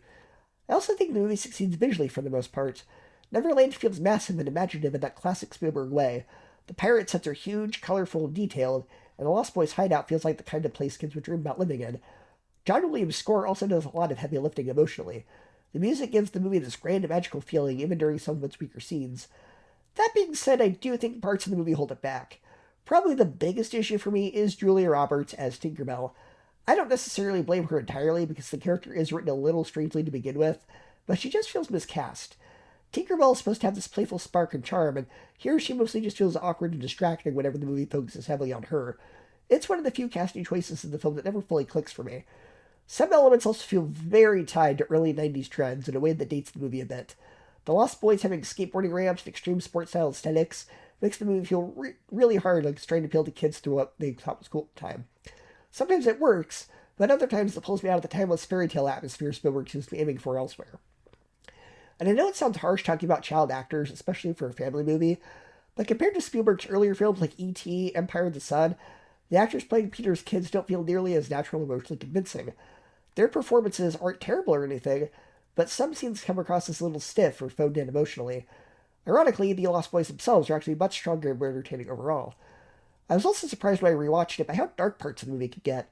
Spielberg has always balanced family-friendly adventure with dark emotional material, but there are moments here that feel heavier than people remember. There's literally a child death in this movie, and it's treated with genuine emotional weight. It adds stakes, but also creates this weird tonal balancing act where the movie sometimes feels caught between whimsical children's fantasy and darker emotional drama, and the child death is permanent. There's no last-minute revival like it's magical fantasy story to expect. No, when this child character dies, he stays dead. Like, that's it. He doesn't come back. Still, even with its flaws, there's something undeniably heartfelt about Hook. It's messy, uneven, occasionally dated, and probably a little too long, but it also has a ton of imagination and sincerity. The central message about reconnecting with your family and rediscovering your inner child really does land, especially as you get older. It's the kind of movie that may not work perfectly from scene to scene, but the emotional core is strong enough that you remember how it felt more than the individual flaws. I completely understand why this movie became a childhood favorite for so many people, even if it falls a bit short. And the fact that this is the lowest rated movie on Rotten Tomatoes that Spielberg has directed is honestly a bit of a crime. Number 4, E.T. Not only one of Steven Spielberg's greatest films, but arguably one of the greatest family films ever made. And honestly, watching it again reminded me exactly why this movie has stood the test of time for 4 decades. One of the first things that jumped out at me is how masterfully Spielberg directs the film. There are a lot of little filmmaking choices that most viewers probably don't consciously notice, but they make a huge difference. One of the smartest decisions Spielberg made was shooting much of the movie from the eye level of a child. Think about it. Throughout most of the film, adults are either partially obscured, shown from the waist down, or kept out of focus entirely. With a few exceptions, like Elliot's mother and some of the government scientists later in the movie, the camera rarely treats adults as the focus. Instead, Spielberg puts us directly into the perspective of the children. The world feels huge because we're seeing it through their eyes. It makes the adults feel mysterious and distant in the same way they often do when you're a kid. It's a subtle choice, but it helps immerse you in the story and makes the audience feel like they're right there alongside Elliot. What's especially fascinating is that this movie actually started life as a completely different project. Spielberg originally developed a concept called Night Skies, which was essentially a horror movie about a suburban family being terrorized by aliens. You can still see traces of that original idea throughout E.T. People often remember this movie as a heartwarming family classic, and it absolutely is, but the first third of the film is surprisingly suspenseful. The opening sequence is incredibly intense. We see strange creatures moving through the forest at night, government agents suddenly appear, flashlights cut through the darkness, and E.T. gets left behind. For the first several minutes, Spielberg treats E.T. almost like a movie monster. You barely see him. You catch glimpses of movement in the shadows. You hear strange noises. You see Elliot react to something hiding in the shed. The movie plays with the audience's imagination and fear of the unknown. In many ways, the first 30 minutes function almost like a thriller. Spielberg understood that what's unseen is often scarier than what's shown, unless he had already mastered with Jaws several years earlier. In fact, you don't really get a clear look at E.T. until around 25 minutes into the movie. That restraint makes his eventual reveal far more effective. And once E.T. is fully introduced, the movie completely changes gears. What starts as a suspenseful mystery evolves into one of the sweetest friendships ever put on film. A huge reason this works is the cast. The child actors are fantastic. Henry Thomas gives an incredible performance as Elliot. It's easy to forget how young he was when this movie was made, because he carries so much of the emotional weight. His reactions feel genuine, his friendship with E.T. feels authentic, and he never comes across as if he's simply reciting lines. The chemistry between the kids is also excellent.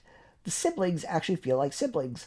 They tease each other, argue with each other, and support each other in ways that feel natural rather than scripted. Drew Barrymore is especially charming as Gertie. She was only a little kid when this was filmed, but she steals nearly every scene she's in. The interactions between the children feel real, because Spielberg understood how children actually behave. A lot of family movies write kids as miniature adults. E.T. does not.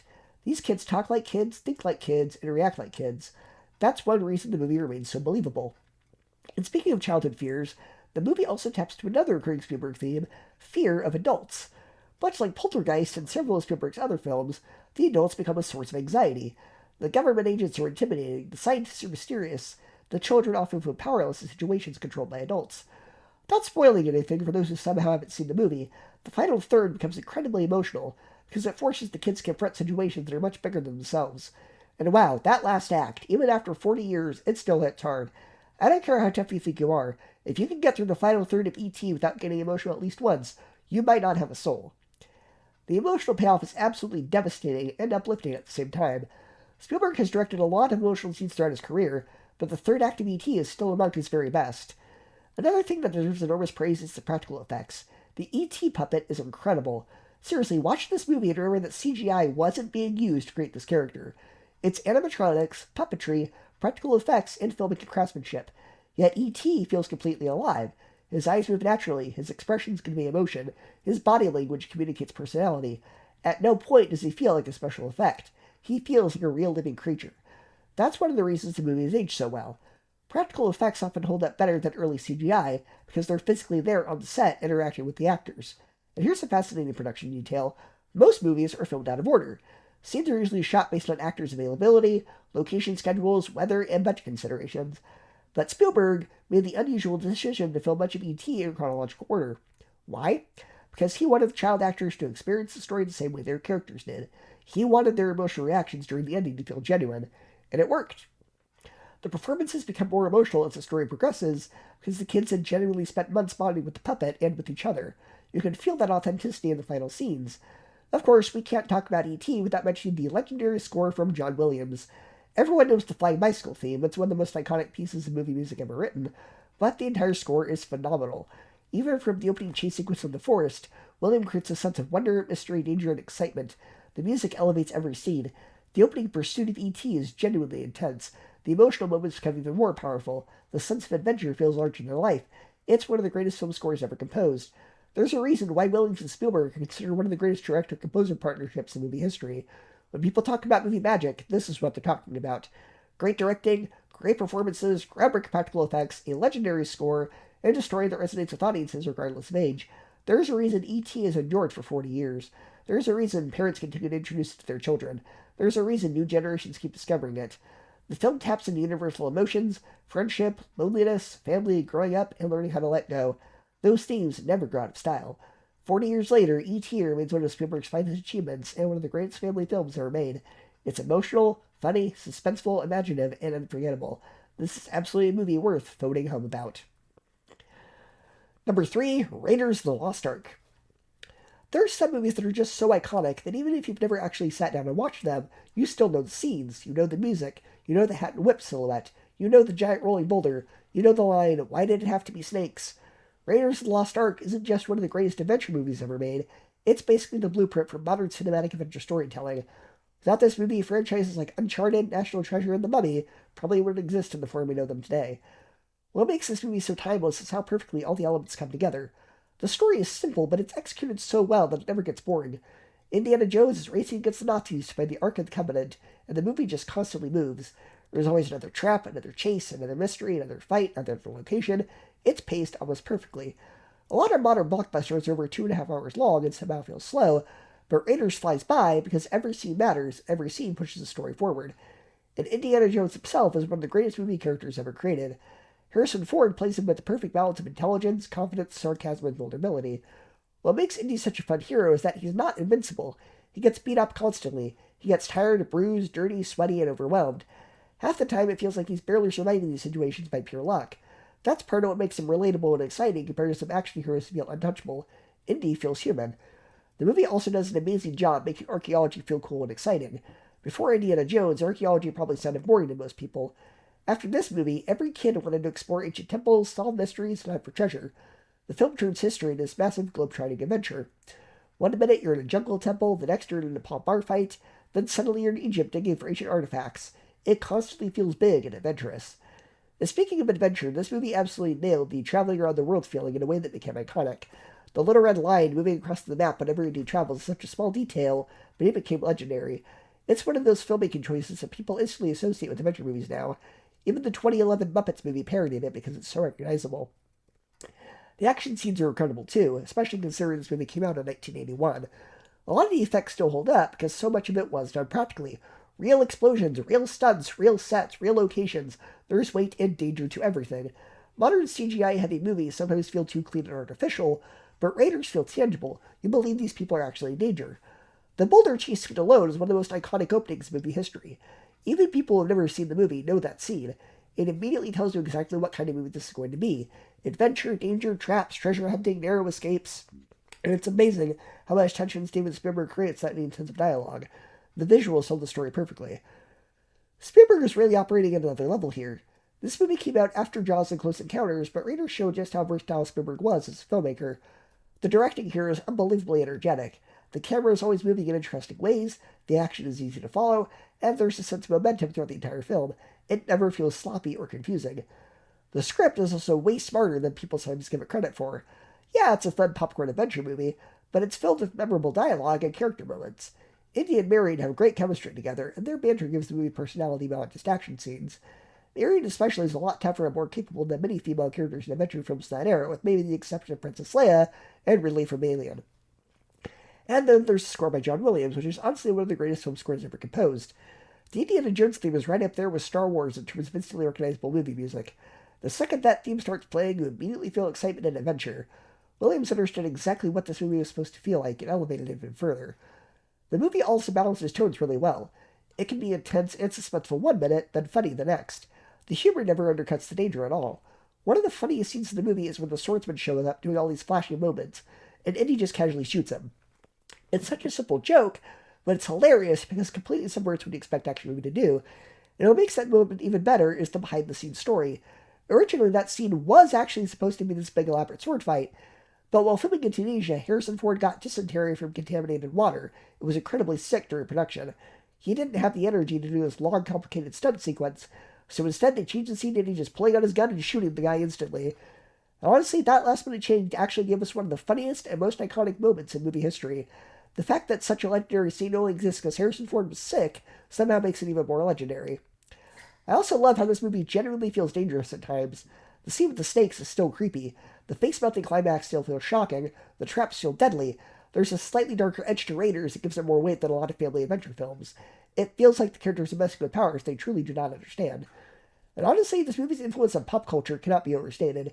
You can see the DNA of Raiders everywhere. Adventure games, treasure hunting movies, jungle action scenes, ancient artificial stones, even the structure of modern blockbuster filmmaking. This movie helped define what a summer blockbuster adventure should look like.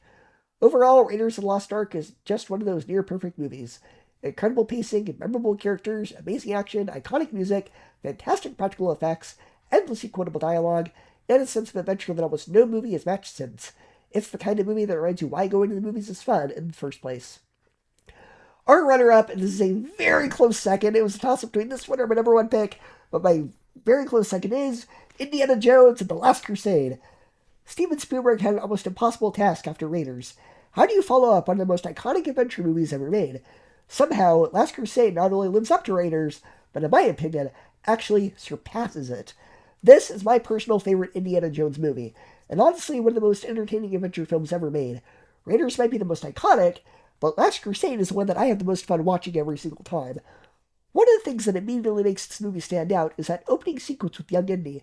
It's such a clever way to show how Indiana Jones became the person we know later on. We learn we got the fedora, the whip, the scar on his chin, and even his fear of snakes. And it never feels forced or unnecessary. A lot of movies try to explain every little detail about a character, and it comes across like fan service. But here it actually works, because it's fun, fast-paced, and perfectly captures the adventurous spirit of the series. River Phoenix does an incredible job playing a younger version of Indy, too. He genuinely feels like Harrison Ford's character at a younger age, instead of someone just doing an impression. But the real reason this movie works as well as it does is the relationship between Indiana Jones and his father. Sean Connery is absolutely perfect casting as Henry Jones Sr. The chemistry between him and Harrison Ford is incredible. They bounce off each other so naturally and provide some of the funniest moments in the entire franchise. This is easily the funniest Indiana Jones movie. The humor doesn't feel forced or overly goofy either. It comes naturally from their personalities clashing. Indy is this rugged, action-first adventurer, while his dad is more intellectual, awkward, and obsessed with history and research. Watching them argue while trapped in dangerous situations is hilarious. Whether they're escaping Nazis, talking over each other, or embarrassing one another, the movie constantly finds ways to make their dynamic entertaining. Some of the funniest moments come from how frustrated Indy gets with his father, while Henry barely seems aware he's causing chaos around him. At the same time, though, there's actual heart underneath all the comedy. This movie is really about a father and son trying to reconnect after years of emotional distance. Indy spends most of the film desperate for approval from his dad, while Henry is so consumed by his obsession with the Holy Grail that he struggles to connect emotionally with his son. That gives the movie more emotional depth than people sometimes give it credit for. It's not just non-stop action and jokes. There is a real relationship at the center of the story. The adventure itself is fantastic, too. The search for the Holy Grail gives the movie this larger mythological feeling that fits perfectly with Indiana Jones. The traps, puzzles, and ancient mysteries are some of the best in the series. The final trials near the end of the movie are especially memorable because they feel tense and clever instead of just relying on explosions and giant action scenes. The movie trusts the audience to pay attention and engage with the adventure. And of course, the Nazis return once again as the villains, which just works perfectly for Indiana Jones. They're threatening, easy to root against, and they fit the pulpy serial adventure tone these movies are going for. Donovan and Elsa also make for solid supporting characters, because there's this constant uncertainty about who can really be trusted. What I also love about Last Crusade is the balance. Raiders is amazing, but it's more intense and serious in a lot of ways. Temple of Doom went very dark and bleak. Last Crusade feels like the perfect middle ground. It has action, danger, emotional moments, mystery, comedy, and adventure all blended together almost perfectly. It captures the fun spirit of Indiana Jones better than any of the other films, in my opinion. John Williams also delivers one of his best scores here. The music feels grand, adventurous, emotional, and exciting all at once. His themes for the Grail mythology give the movie this epic sense of wonder. Williams is such a huge reason these movies feel timeless. And then there's the ending. Honestly, it's one of the most satisfying endings in movie history. Indy finally lets the Grail go instead of losing himself to obsession. His father finally calls him Indiana, showing that emotional connection they both struggled with the entire film. Then you get the perfect final shot of Indy, his father, Sala, and Marcus literally riding off into the sunset together. It feels complete. It feels final. It feels like the perfect conclusion to Indiana Jones' story. That's honestly why I've always felt they should have stopped here. I know Kingdom of the Crystal Skull and, for some reason, Dial of Destiny have their fans, but Last Crusade already gave Indiana Jones the perfect ending. It wrapped up the character beautifully and ended the trilogy on such a high note that continuing afterward almost feels unnecessary. At the end of the day, Raiders of the Lost Ark may be the most iconic Indiana Jones film, but The Last Crusade is the one I enjoy the most. It's funny, adventurous, heartfelt, endlessly quotable, and just incredibly entertaining from beginning to end. Harrison Ford and Sean Connery are absolutely phenomenal together. Spielberg's direction is fantastic. John Williams delivers another legendary score, and the movie perfectly captures everything that makes Indiana Jones special. This is adventure filmmaking at its absolute peak. And my number one Spielberg film is Jurassic Park. There are some movies that entertain you for 2 hours, and then there are movies that completely change cinema. Jurassic Park is one of those movies. Even over 30 years later, it feels magical, thrilling, emotional, terrifying, and honestly kind of timeless. This isn't just one of the best dinosaur movies ever made, it's one of the greatest films ever made, period. What makes the movie so special is how it starts with a sense of wonder. For the first half, it almost feels very dreamlike. You're touring this incredible park alongside the characters, and Steven Spielberg lets you soak in the awe of seeing live dinosaurs. That first Brachiosaurus reveal is still one of the most iconic moments in movie history. The combination of the visuals, the reactions from the cast, and John Williams' swooping score creates this feeling of childlike amazement that movies rarely capture anymore. You're not just watching dinosaurs on a screen, you feel like you're seeing the impossible become real. And speaking of the score, wow. As usual, John Williams absolutely delivers one of the greatest film scores ever composed. It's magical, adventurous, emotional, and larger than life. The main theme instantly fills you with wonder and excitement. Even people who have never seen the movie recognize the music. It's one of those scenes that became part of pop culture forever. What's incredible is how the movie slowly transforms from this magical adventure into full-on creature horror. Once the park systems fail and the dinosaurs escape, the tone completely shifts. Suddenly, the wonder becomes danger. Spielberg directs the suspense so masterfully because he understands restraint. He knows exactly when to show the dinosaurs and when not to. The T-Rex attack is still one of the most suspenseful scenes ever filmed. The ripples of the water cup, the rain pouring down, the electric vent shutting off, everything about that sequence builds tension perfectly. One thing I love is that a lot of the dinosaur attack scenes barely use music at all. Instead of blasting loud action music over every moment, Spielberg often lets silence take over. You hear footsteps, breathing, rain, distant growls, or just total quiet. The silence makes the tension so much more effective because your brain fills in the fear. It's proof that sometimes less really is more. And honestly, the effects still look incredible today. That's one of the most mind-blowing things about this movie. This came out in 1993, and there are shots that genuinely look better than effects in modern blockbusters. The reason is because they blended CGI with practical animatronics. The dinosaurs feel real because they physically existed on set in many scenes. The CGI is used carefully instead of overwhelming the screen every second. Modern movies sometimes forget that limitation can actually improve effects. Jurassic Park understood exactly how much CGI to use, and the result is something that still holds up nearly 35 years later. The cast is also fantastic across the board. Sam Neill is perfect as Alan Grant, giving the character this mix of intelligence, sarcasm, and reluctant heroism. Laura Dern brings warmth and energy to Ellis Sattler, and Jeff Goldblum completely steals scenes as Ian Malcolm in this chaotic humor and philosophical commentary. Even the supporting cast is memorable. Richard Attenborough makes Hammond sympathetic instead of just a greedy businessman. You understand why he wanted this dream to work. That's another reason the movie is so brilliant. It's philosophical without ever feeling pretentious or preachy. The movie raises huge questions about science, power, control, and humanity playing God, but it never stops the story just to lecture the audience. The themes come naturally through the characters and situations. Ian Malcolm's warnings about scientific arrogance feel thoughtful and important, but the movie never feels like it's talking down to you. It trusts the audience to think for themselves. The pacing is also nearly perfect. Even when the movie slows down for dialogue or quieter character moments, it's never boring. Every scene either develops character, builds suspense, explores ideas, or deepens the atmosphere. Spielberg knows exactly when the audience needs intensity and exactly when they need a breather. The humor helps too. There are little moments of levity sprinkled throughout the movie that keep from becoming exhausting. That balance between awe, suspense, horror, humor, and adventure is incredibly hard to pull off, and Jurassic Park makes it effortless. And honestly, this is one of those movies I can watch endlessly and never get tired of. Some movies lose their magic once you know what happens. Jurassic Park somehow gets better with repeat viewings, because you start appreciating all the little filmmaking details even more. The direction, the editing, the sound design, the score, the pacing, everything just works together perfectly. The crazy thing is that Hollywood has spent decades trying to recreate the magic of the original film.